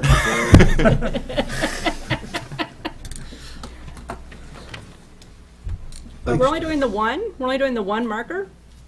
They have money encumbered from a prior year for the other markers that are going up. Okay, so they're doing more than, because I know it's cheaper when we Yep. do more than one. Yes. So they're doing several. But they are working with the fire department and the historic preservation officer Okay. from the state to try and get that done. Okay. Anything else? Page 7.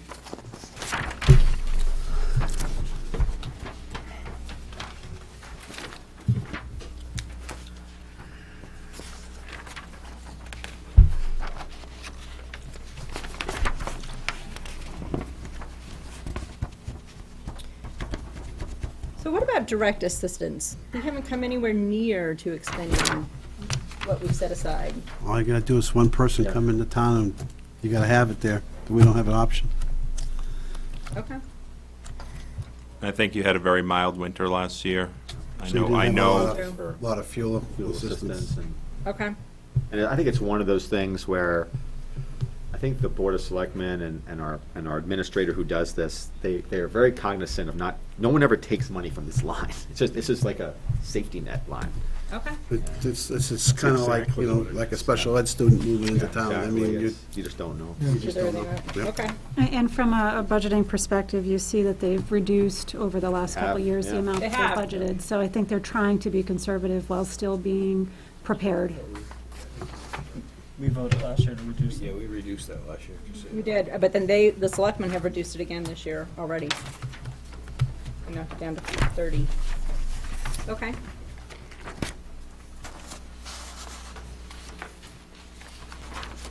Page 8. That's a pretty short one.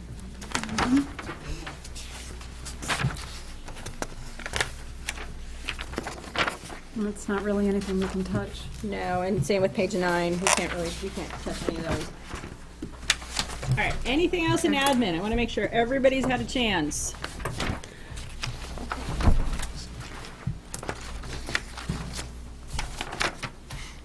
Nope, everybody's satisfied with admin? Okay. All right, so let's move on to Parks and Rec. That is tab 5.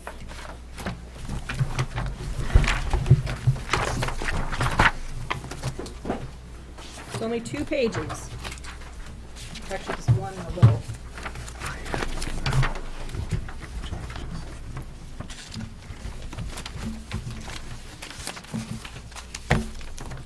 Did you, okay, never mind. I was gonna say, do we want to make a total vote on the admin, or are we gonna No, just do the I'm whole? not gonna vote on the individual budgets. We're just gonna. Oh, it's just harder to total it up, is somebody keeping track? Let's say, Elizabeth, you're keeping track. I am keeping track.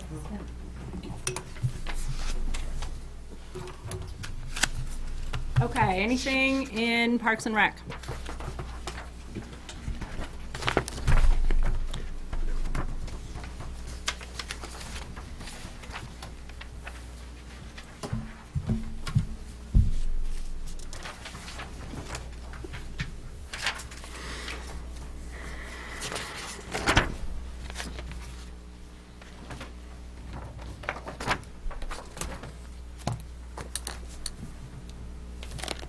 Nope, everybody's cool?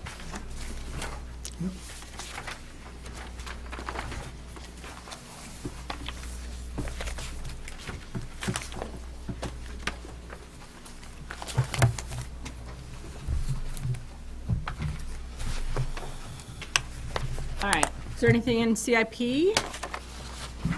So, is there? Oh, I thought there was, tractor was in CIP. Oh, yeah, that's right, tractor. Parks and Rec operations, there is machinery and equipment is the tractor. Everyone's all right with that? Was there anything else? I thought there was something else in CIP. Yeah, I thought there was something Where is else. it? I don't see it. Library, fire. Oh, Parks and other Rec. than building. Oh, yeah, 25? improvements other than building. Yeah. What was that again? The pool house bathrooms at Lloyd Park. Pool house bathrooms, that's, The last one. okay. I don't know what page. Page 25. This one where they were chipping in and, Yeah. yeah.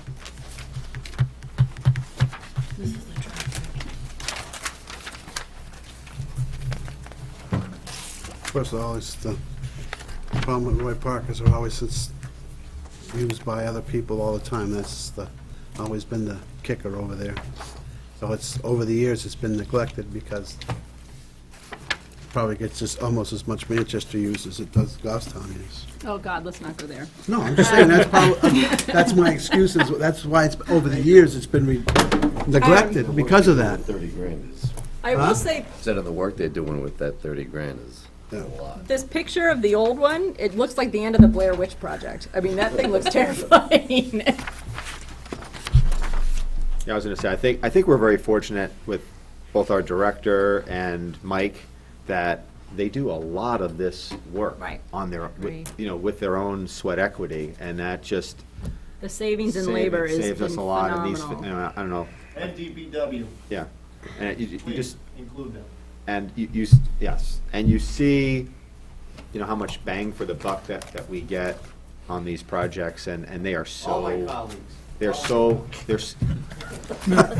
What are you trying to get? You keep interrupting his I tribute. apologize. I was gonna throw in another $25 for a new sweatshirt for you, but I'm not doing that now. But I think we get a lot of bang for our buck, and these facilities are so dated over there, just so needed. Okay, so Parks and Rec, any last call? All right, we'll move on to library. I'm gonna step down because my wife works there. I don't want anybody.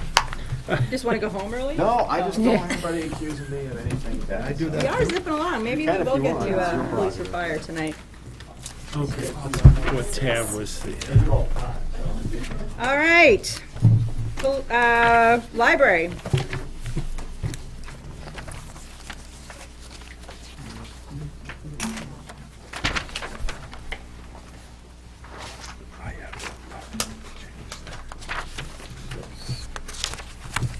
Section 6.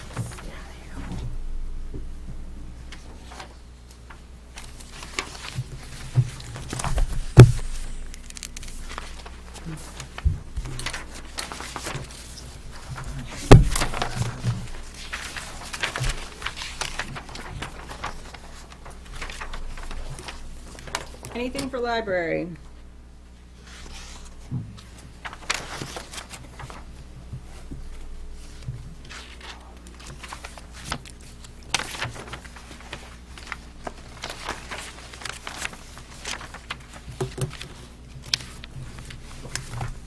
We're just talking about the operating budget at this time? Yeah, we haven't gone to CIP yet. Yeah, we haven't done CIP yet. I'm with you. So anything on operating budget? Okay, now we can do a CIP. And I'm looking here, hold on. They had the building. Where is that? Library office facility repairs. It's on page 25 or 29. Yeah, it said 0. No, go over, it was 2017, $256,000. That's the department head request. Yeah. Oh, and the selectman says 0. I always look at the selectman line. Well, we haven't, that didn't come to us, yeah, special articles haven't been done yet. Okay. Okay.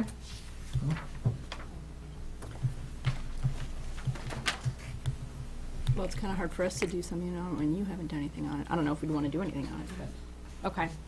All right, so anything else? So that doesn't mean that you haven't, are you going to say you haven't looked at this yet? Is that how you're approaching it? No, I mean, if people want to talk about it, we can talk about it. With special articles, I mean, I guess we can change the amount, but it would be odd to, wouldn't it? But do we know that the selectmen will be moving it forward? That's what I'm No. saying, I mean, Yeah. We don't. we don't usually do special articles until later on in the process. Okay. So it might be a moot discussion. It is, basically. So, all right, we can wait and have that discussion at the end. Time comes. But if people want to talk about it now, they're welcome to talk, because Diane's here, and it's sort of part of a whole package, so if there's questions about it, I would think, as chairman of the Board of Selectmen, that when it comes time to special articles, any department head that was involved in a special article would be at that discussion at the budget committee. okay. Diane? It was my understanding the selectmen already made it a warrant article. That's how it was phrased. We have not taken a vote on it yet, Diane. And when are you guys going to be doing that? We haven't taken any special, we haven't taken a vote on it yet. Well, when are you guys planning to deal with special articles? Well, as soon as they're written. Well, I imagine at our next meeting, I'll talk to Sue, we'll set it up for the next meeting. December 12th? I'm not sure if that's our next meeting, I have to look at my schedule, I think so. Yeah, you told me earlier tonight that it was December 12th. I did? Yes, you did. That's a Monday. Let me look at my schedule here. Okay. Because we're meeting twice a month, so. Yes, we all know. And we don't have special meetings. Yeah, apparently they do not. Apparently not. It's better to inconvenience the 15 of us than the 5 of them. Wait. But aren't they paid? Oh, good Yeah. point, George. Thank you. All right, so is there any discussion on this? We can talk about it, we don't have to talk about it, we can talk about it later. But if people have questions, I don't want to cut them off. Anything else about library operations? All right. Then I think we're good on that. We can keep going. With special articles, what we do is we usually take a look at it once we've done with the budget to see where we're gonna go and how we're gonna handle them. Sometimes we put them in special articles, sometimes you know, if we don't think it can be afforded, or we can move something into a special article if the budget looks, that's usually not done until we get done with the budget. That's true, and as you remember, when you sat in this chair, we always complain about how Budget Committee never had enough time to really consider the special Those articles. damn selectmen, it's always their fault. So that's That why. was Scott at the time. Since we have the department head here and we have the information, if people wanted to talk about it, we could. But apparently there's no questions, so let's move on. One quick question, though. So it comes before the Board of Being Selectmen, accused, it's- and the Board of Selectmen will either put it as a special article or not put it as a special article. We could put it as a special article and recommend it or not recommend it. But you're not putting it in the operating budget. No, That's- it's not in the operating budget. Okay. And Right. so there are two scenarios. You can put it as a special article and then recommend, not recommend, or you could not put it at all. Right. And if that were the case, then you would Then- notify the Department- the trustees. The trustees, and they could And put they it could forward. put it forward as a They- petition article. Right. Okay. Which would still come before this committee because Correct. it has money in it. Right. Okay, so let's move on to police.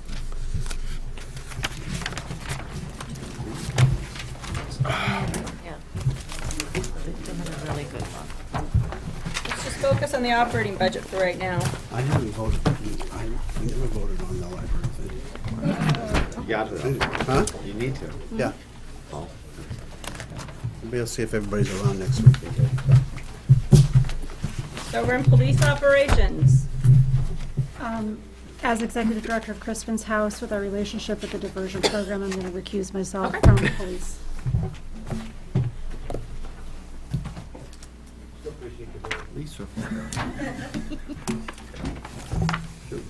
You got pulled over last week, right? You need to recuse yourself. So. Yeah, so I gotta sit down.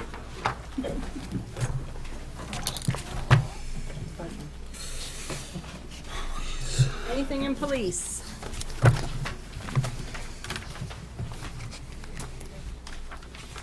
I have one. Okay. Just page 9 of 29, line, the contracted services, 45070. Mm-hmm. We're budgeting 12,000, spending 7,515, and so far 6,316. Is that an opportunity there? Well, let's look at, let's see, if I remember right line, it's level funded. Understand. Clean services contract over a year ago is very beneficial. We now have daily clean person. Pest service has been a big problem for us, and this line covers that. So cleaning and pest.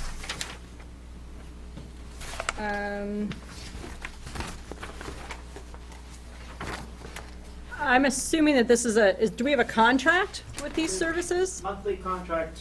You gotta move up so the mics can hear you.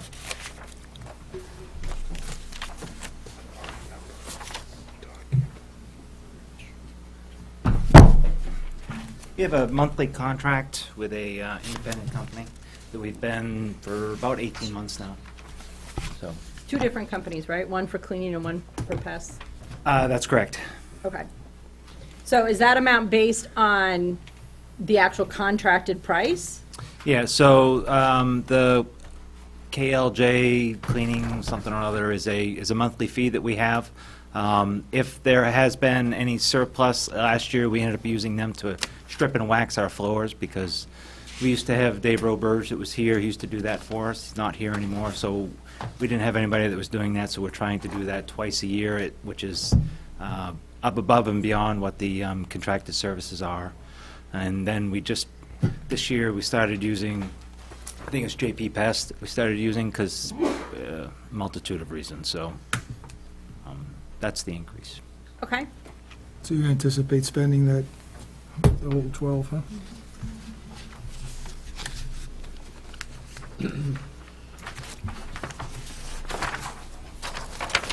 More questions?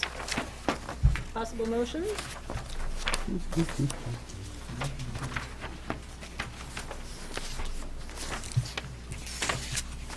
Emily, did you have one, or? Okay. We also have communications. That budget is also in here.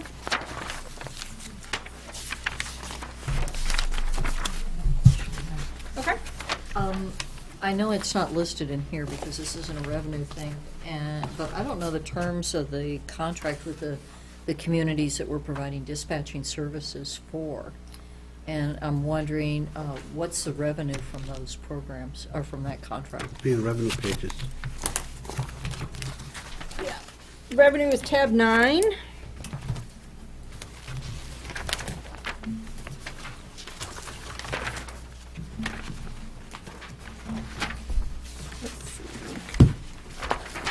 It would be dispatching fees. It would be page 4 of 10. Police operations.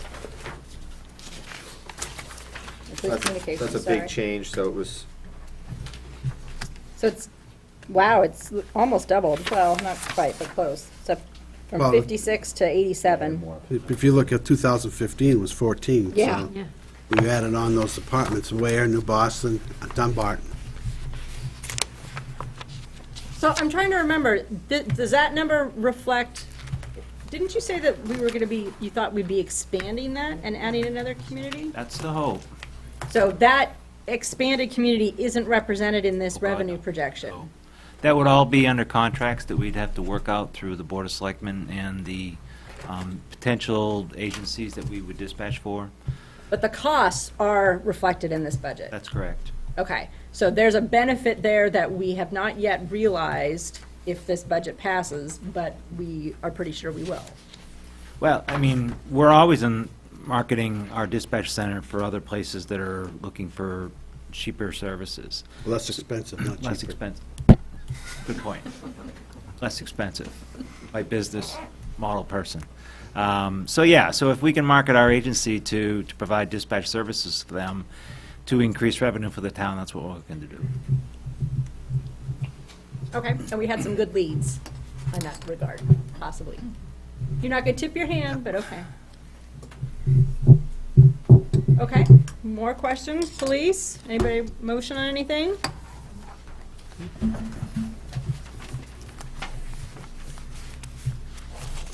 Well, I do have another question. Okay, go ahead. That has to do with the same thing, more or less. The thing is you're increasing your regular wages, somewhat, and on the other hand, and that's to take care of another dispatcher, from what I understand. My question is why is the overtime pay remaining as high as it was? So we have traditionally had a very difficult time maintaining staffing levels within both the operations side as well as dispatch side. So currently, we are down 2 dispatchers and we're bleeding large amounts of overtime. And that was the same way in the first quarter of this year. So if you look at the spending for overtime, our first quarter, we were, like I said, bleeding overtime costs out the window. When second quarter came around, we were at full staff, we were using negligible amounts of overtime money. When fourth quarter, or middle of third quarter came around, we went 2 dispatchers down once again. We started really expending a large amount of overtime. So I think we reduced the amount of overtime in that line. We reduced it by about $5,000 for next year with the anticipation of that extra dispatcher. But even if we end up going short one, the impact of the amount of overtime that we'll spend should be less than what we have been spending this year. Does that answer your question? Or do you want to follow up? Well, I'm wondering, I guess I'm wondering what's the reason that we can't seem to hold on to dispatchers? Well, they're currently within their second year of a 3-year contract, and starting pay is really, it's not as competitive as some other agencies are that are currently in the dispatching fields. That'd be the best way I can, Is there any sort of training the dispatchers go through? I mean, like, I know when you hire a new police officer, they spend 6 months at the academy before they can start working. I can tell you this, that a lot of places for police agencies, they hire police dispatchers, and they dispatch police officers to police scenes. We are a full-service dispatching center, as I mentioned to you, which is police and fire. And those are 2 very separate entities that these people have to be cross-trained to do so. So their market value is extremely high. And what they do is their jobs go from 0 to 120 in a matter of a second. So when things are not only crazy busy in Goffstown, the same things in a wide windstorm, rainstorm, thunderstorm, not only happen in Goffstown, but they happen in Ware, New Boston, and Dumbarton as well. So it's a busy place in there.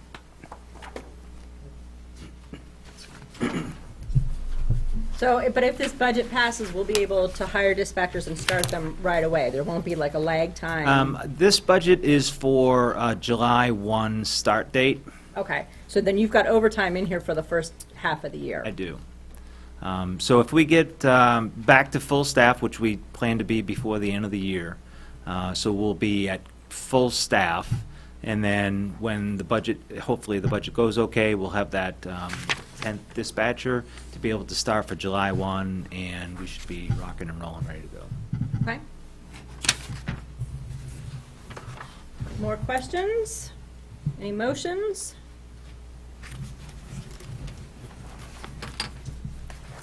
Okay. What about CIP? 3 cruisers. 3 cruisers.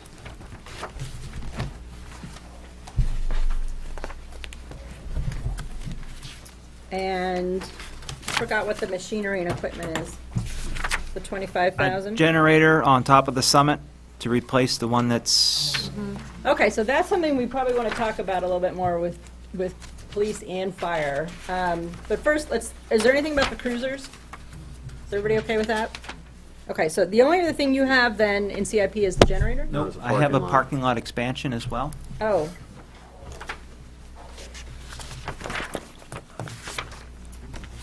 Yeah, I mean, There it is. that was the one thing that, I mean, operationally, there was no issues. I know we have to do certain things, and we've got some things that just came up tonight yeah. that sometimes you gotta put on a list, say, like, What's most important? what's most important, and I'm not saying that this parking lot expansion is not important, because I think it is important, but this might be something that we might have to come back to Yeah. at the end, and I don't know, but we just got a couple of things thrown in our lap tonight. Yeah. And my other question is, the prison is gonna be decommissioned, right, next year, or am I wrong? I really don't know. I mean, they've been under several different contracts to do the work in Concord several different times. I had heard 2015, I had heard 2017, I had heard 2018. I really have no understanding as to when they're going to have an exodus out of there. I mean, I guess, and again, no disrespect to you or the police department, but this might be one that I'm looking at because we've got some things thrown in our lap, and in terms of parking, perhaps parking across the street on the county, if we can get permission to do that. I don't know if that's possible, if we can work something, a memorandum of understanding that we can park there when you have events and just literally walk across the street to the police department, and then maybe put this off a year. That would be, As a selectman, I would be hesitant to do something like that. I wouldn't want my personnel crossing Mass Road. It's, you can just put a cruiser there with the lights on and then have them, you know. In fairness, if I can say, this has been on the CIP thing for about 5 or 6 years now. I mean, it was identified as one of those things that we wanted to do for an expansion. It's been through the CIP process each year. And I did present to it a couple weeks ago, so, you know, and it's, when it comes to personnel or cruiser, this is not as critical, but it is something for strategic planning that we had to identify spatial needs for where we can park our people for, especially when we end up having events there. I mean, I get it. anytime, yeah, I'm just- anytime you drive by, you'll see. I've seen it, I get it. Vehicles I'm littered just there. trying to balance out what we've got ahead of us, so. Okay. But I'm not But making, you don't wanna do anything I'm now. not making any motions now, Right. because I want to see how things kind of Okay. play out. Should we talk about the generator? Is there any update on the generator? I'm looking at both chiefs. I emailed you the quote I got from Powers. Did I not send that to everybody? No, you sent it. Sorry. No, I probably missed it in my email. But I'm the one that was. That's a different issue That's than, different than that's this a one. different That's issue different than this one. This This is the one is one on top different. of the mountain, Yeah. right? Yeah, but remember we had talked about if. Get a bargain price Yeah, if and we, if it's better to, I mean, he's looking at reusing one, we're getting a new one for the top of the mountain. we were talking about, Get- would we be able to leverage a purchase price, basically? That was one of the issues. Yeah, and, you know, the price I had gotten was a shade below the CIP threshold. So the kind of the advice from the CIP committee to make sure, to be able to put it on there, to be able to get it to priority, was to make sure that we had everything listed in there, to put it at the 25,000. So I don't think that we're gonna spend 25,000. But that being said, they wanted to make sure that we had everything that we needed to make sure that it fit that threshold, so. Okay. A lot of times we buy something and it doesn't include the nuts and bolts. And you really need to, okay, the generator's this much, and then you get the installation and everything else, so. That We're in that- CIP, That one and- to me was something that we don't have a choice with, so I Okay. just didn't I think that agree, was. I think we need that, so it's- Yeah. Okay. If, also, because we can contract with those other towns, it's even that much more responsible, so. Okay. Anything else for police? All right. Looks like we're good. Thank you. All right. Who should we do next? Public Works?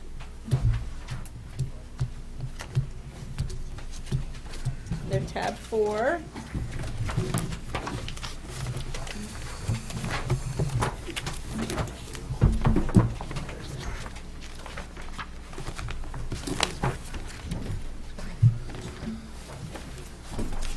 You out, Dan?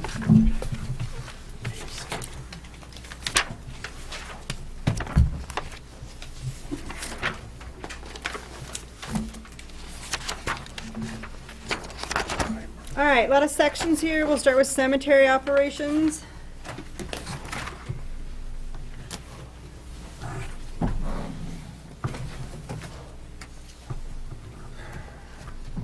Okay. Public Works Highway.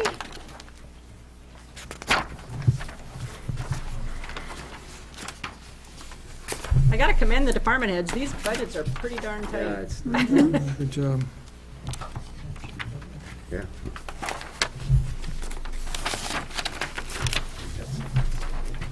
Stormwater utilities. I was gonna increase this one by 80,000 for Range Road, if that's possible. Just move that to the bottom of the list. I have one question on, Yeah. above there, sidewalk maintenance. We're spending in the order of 20 to 30,000, and we're budgeting 75, is that, Main Street, that's the, Yeah. okay, that was, I thought the explanation was. okay. We, our year-to-dates are gonna be pretty close to that 75 this year too, with the College Road sidewalk, that a lot of the invoices are still coming in on that project. What about the water? Water charge, Dick? I didn't even Oh, think boy. about water Oh, charge. water charge. You got pumps there, you don't have pumps water. Oh, at the, So it's going up from at our, 2,500. Where's this, what line are you You on? gonna do something? He's raising his budget. 502. It's 50290. Yeah. 19500. 5029. oh, cemetery, Pump or something? that's the cemetery irrigation Oh, okay. for that one. That's all based on the rate changes and usage.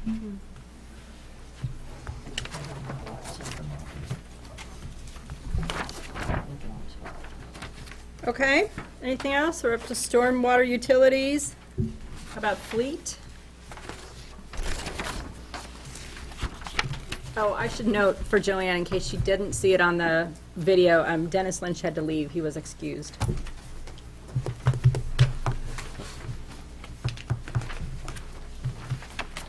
Solid waste operations.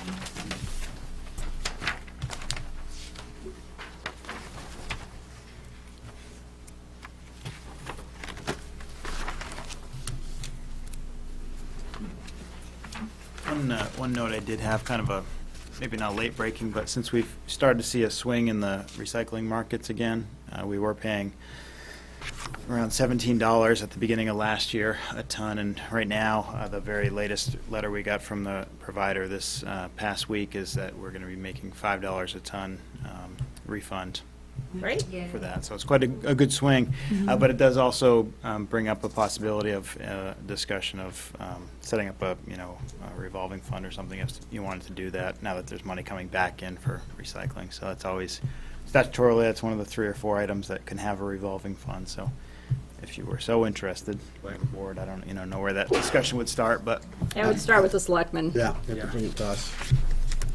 Yeah. Hey, you didn't push that one off on us. That's cool. Jeez, good one. I'm gonna push it off on you.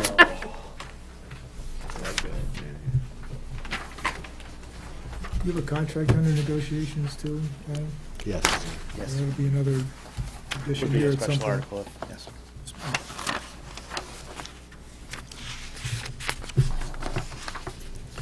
Anything else under DPW operations? Good job. CIP. Somewhere I read about this testing of stormwater runoff from brooks using pesticides, in the field. And it seems to me that the line went down from like 2 years ago, considerably. And I was reading about, they're really gonna start pushing that in New Hampshire. And is there any federal funds to go for that? So, good timely question. We had a regional stormwater coalition meeting this week. The Manchester Regional Planning Commission, the Southern New Hampshire Planning Commission, and Nashua Regional Planning Commission have kind of got together and to talk about the EPA's MS4 permits. So we're overdue, about 3 years overdue for a new MS4 permit, which is part of the Clean Water Act. So they've been threatening to drop this new permit, which has a lot more restrictions on both sampling of outfalls, making sure the water's clean, into the lakes and rivers, but also on the treatment end from the town's perspective. What can go into the stormwater system, and once it's there, how do you deal with it? So a few years ago, it looked doom and gloom, and so this division was set up in order to deal with what they thought was the permit about to change. And they kept renewing it. And it didn't happen, so now they've kicked the can, and each time they come back out for comment, again, it's lost some teeth. As of right now, they're threatening the 19th of January is the date when it's really going to happen this time. One last gasp. 5 years before they really enforce it. So that's right. So the enforcement date, if it does hit the streets on 19 January, the enforcement date would be July 1 of 2018. So we'd have another budget cycle, and if something, right now the way it's looking, we're in good shape. We're ahead of the curve as far as what we're doing with our sampling and where our stormwater quality is. So we're in good shape stormwater When wise. they started like three years ago, by the time they got to enforcement, that we would be in good shape where it won't cost so much. That's right. So, Well, the money's 4 been well years ago- spent so far, but we've even undershot what we thought we'd need to spend to get 3 or where 4 we years are. ago, the sky was falling. Yeah. And in large part to, the pushback that the communities gave to the EPA and to the DES, they've kind of curtailed what they wanted us to try to accomplish. But in that municipal book that comes out, it talked about it just recently, I think it was in July. Oh, the town and city, yes. And there's a big article in there about it, and it almost sounded like come the first of the year, they're gonna really enforce it. They're gonna say, you gotta do this now, and they're gonna push it, but, yeah, I kinda wondered if that really was gonna be the way. There's a lot of towns that are not where we are yet. We've got the mapping in place, our GIS, we have our entire system is mapped, our outfalls are mapped, we've started sampling. The requirements right now, they're asking for you to have a plan in place for all of that by July 1st of 2018, so we're But maybe 2 years ahead anyway. Trump will tell them, EPA, to get off the back.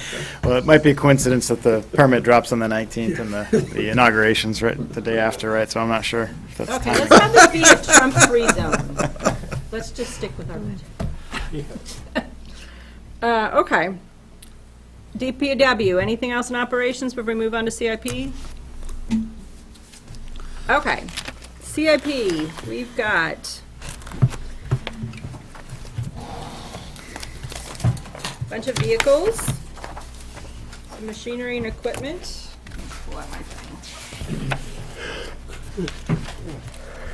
We got a fence at the cemetery. Yep. This is plantings. Plantings, I'm sorry, plantings, right. All right. You get more for the plots that way if you have a tree. So we've got. I was thinking maybe we could do a swap with the water precinct, some plots for water. So we've got 2 dump trucks, a loader, a crew cab. That's the vehicles we're looking at, right? Those 4, is that correct? That's a small Bobcat loader. Okay. Questions, comments, motions related to the 4 vehicles? Is that one 6 by or 10 by? They're both 6-wheel dump trucks. Yeah. The dump trucks are $175 each. Those were still the old bodies, and not the These are the last 2 with steel bodies there. So this includes a new stainless steel spreader body, which hopefully can last the next vehicle as well. And that's based on state bid pricing for the cabin chassis and then the upfitter to match what we spec out for the body. The loader is $40,000. And the Ford F550 crew cab is $67,000. Brian, you're my go-to guy on this. You cool? I have a quick question. I should have asked you this before, but how are we doing with the companies on getting bars? A couple of years ago, we waited after the season was over, we got the trucks. I mean, So it's pretty important to move almost immediately after the budget passes. The company that was used 2 years ago, when I was at a previous community, we had used the same company that year for the bodies. And they had supplied all the vehicles for the state of Vermont, and then there was a spec change, and every single state of Vermont truck was pushed to the front of the line to be changed out, and kind of a once-in-a-decade type problem, but they pushed all the municipalities to the end, and we all got everything late. It was December, I think, when we had trucks roll in, when you had ordered in April, so. Don't anticipate that kind of problem again. Had some assurances that if it were to come up in a similar situation, if we even use that body company, they have a plant in Canada that they'd work on getting the trucks there to get back down. Okay. So those are the 4 vehicles. What else do we have? We have road plan. Wait a minute. What's the $25,000 for machinery?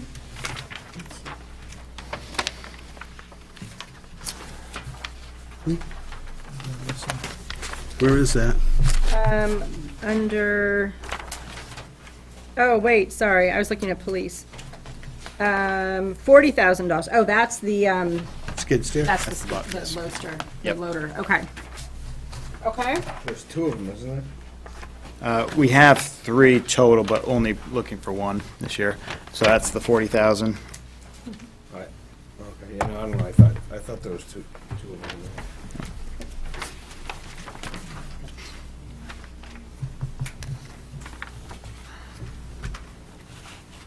Okay, and then we have the road plan. Reclamation line, we're looking at $825. That is more than we've put in our roads in a while, isn't it? I think Thought we had so. cut that down to like $450 or $500 Are we getting a long grant time. for some? We went, we dropped down to 450 as part of the default Right. 2 years ago. A good chunk of this is offset by the highway block grant, of course, but, right, my goal as part of the CIP process is to get up to just over 1.4 per year for the road plan itself, which I can probably pull these out if we need to, but it gets us to closer to, a 20-year return cycle on our roads instead of a 35 or 40-year. I think 50 if you're at the 450 level, it's probably a bit much to ask. So we're making pretty good progress, of course, with these increased numbers. I'm not sure, once we start getting closer to 2020, 2021, where we get to that top level where I thought about plateauing, I'm not sure we can even spend all that much money without having to subcontract out. And when you do that, we start losing, the value of doing it. So we may actually get plateaued sooner than that. Might be 18, 19, we'll find ourselves flattening out. But Okay. Okay. we haven't quite hit our limit yet of how much we can perform in 1 year, so we'll see. Okay, and then we have the 162. Oh, I'm sorry, I skipped cemetery operations. There's 29,000 in here for the fencing for West Lawn. That's landscaping. That's the landscaping plan. There's a couple hundred trees and shrubs and flowers, and there's a architectural landscaping plan that they put together years back when this whole project started. Okay. Okay. And then moving back down, improvements, we have the 162, 610 under improvement expense. And that is for, we've got a bunch of bridges in here, but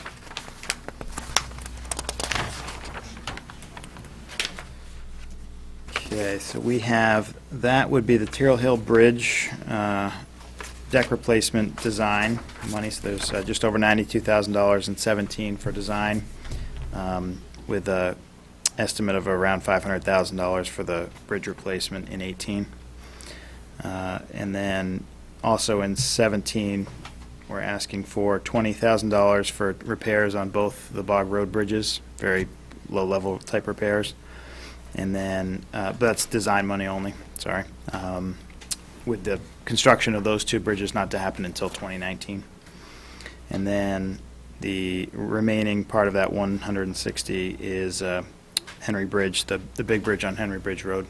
We're asking for $50,000 for a very preliminary design to even know what the problem is there. So we've got a few that have been identified in previous reviews by engineers in town that this should probably be on the radar. And the state of New Hampshire did an inspection this summer, and we haven't received the results yet, but the inspector told us they might not be surprised to see it red listed based on the results of the inspection. So looking to put some short money in, because this is a bridge that's big enough, we're going to want to have in the long-term state aid program so we can get that 80% from the state. But we need to spend a little bit of money up front to find out if it's a big repair or a big replacement. okay. And then Unkanunik is going in as a special article. I think that was That's the plan at this point, with the right? board. At this time, yep. Okay, so anything else on any of these items?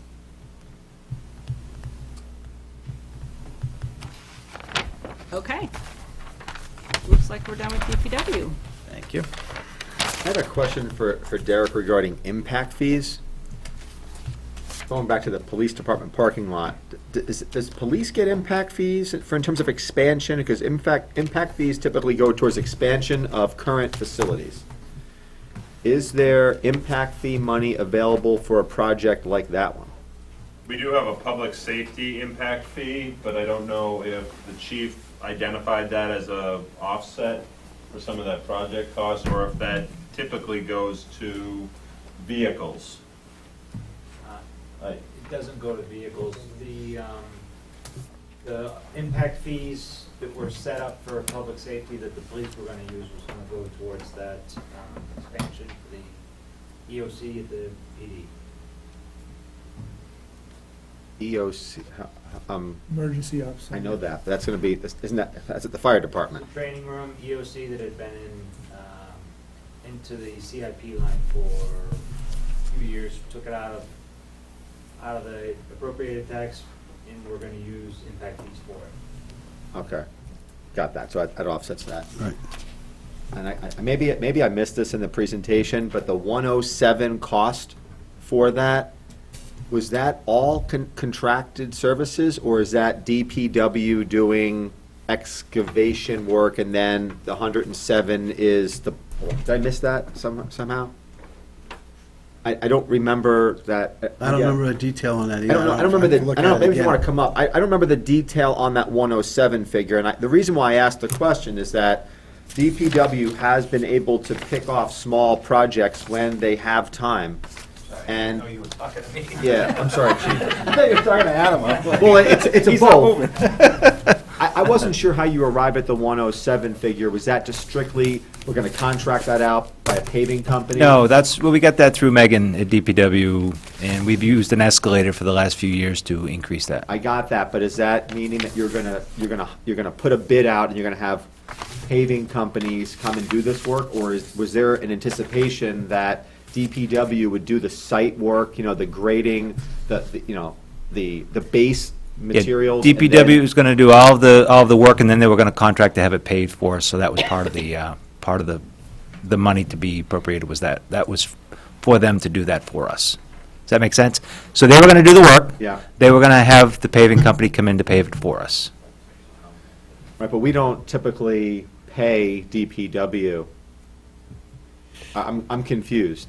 So this project was a price tag that we ended up getting a quote through Megan to have us be able to figure out how much that was going to be. So when it was put on CIP like 5 years ago, Gotcha. I don't remember what the price was, but there's been like a 2% escalator each year.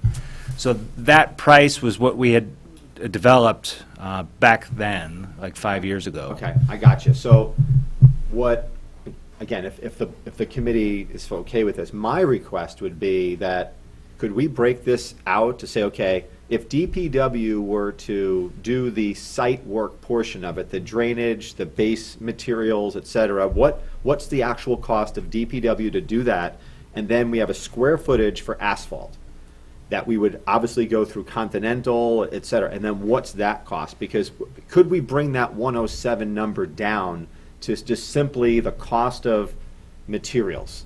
And then have DPW at some point over the next year or so do the site work? I don't have it broken out. I don't have what you're looking for. I don't have that broken out in the quote that we have. I mean, I can get it, but I don't have that. And I got that, but is that something that maybe we can reduce the budget price, knowing that, I mean, DPW, I don't want to put more work on their plates. I know they took care of the Roy Park one, and the library was another part, so they have done parking. They're doing fields too. I know that, but DPW has done parking lots. There's two examples of that, and maybe it's a situation where we can leverage our resources, especially since it's, maybe if we have a light winter or something, they could chip away at it. I don't know. I'm just throwing that out as You an need to idea. understand that DPW's resureces I don't know that. next year are going to be focused on Main Street. That is the project for next year. And I hate to commit DPW to anything but Main Street because we don't want to leave that thing a mess.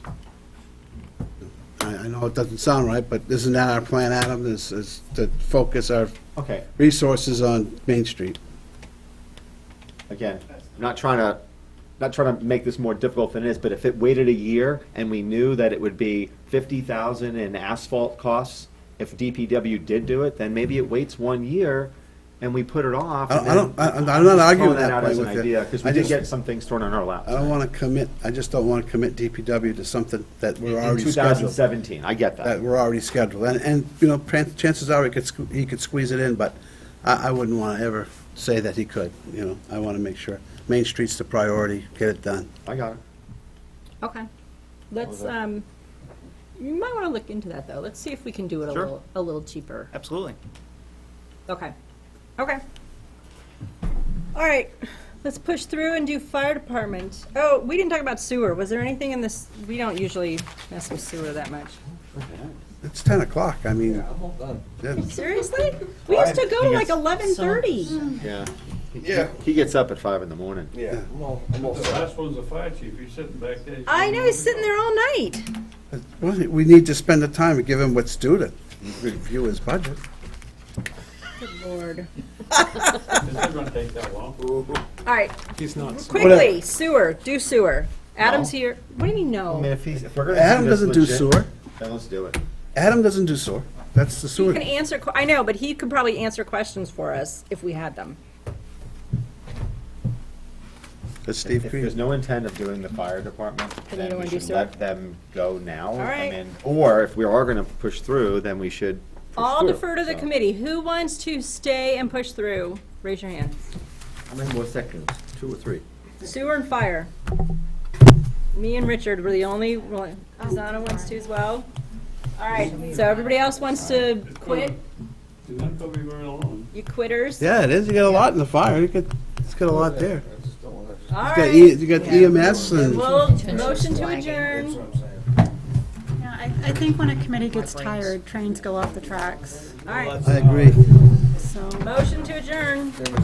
I'll make Motion that to adjourn. motion. I have a second. All's in favor? Aye. All right. Yeah, whatever.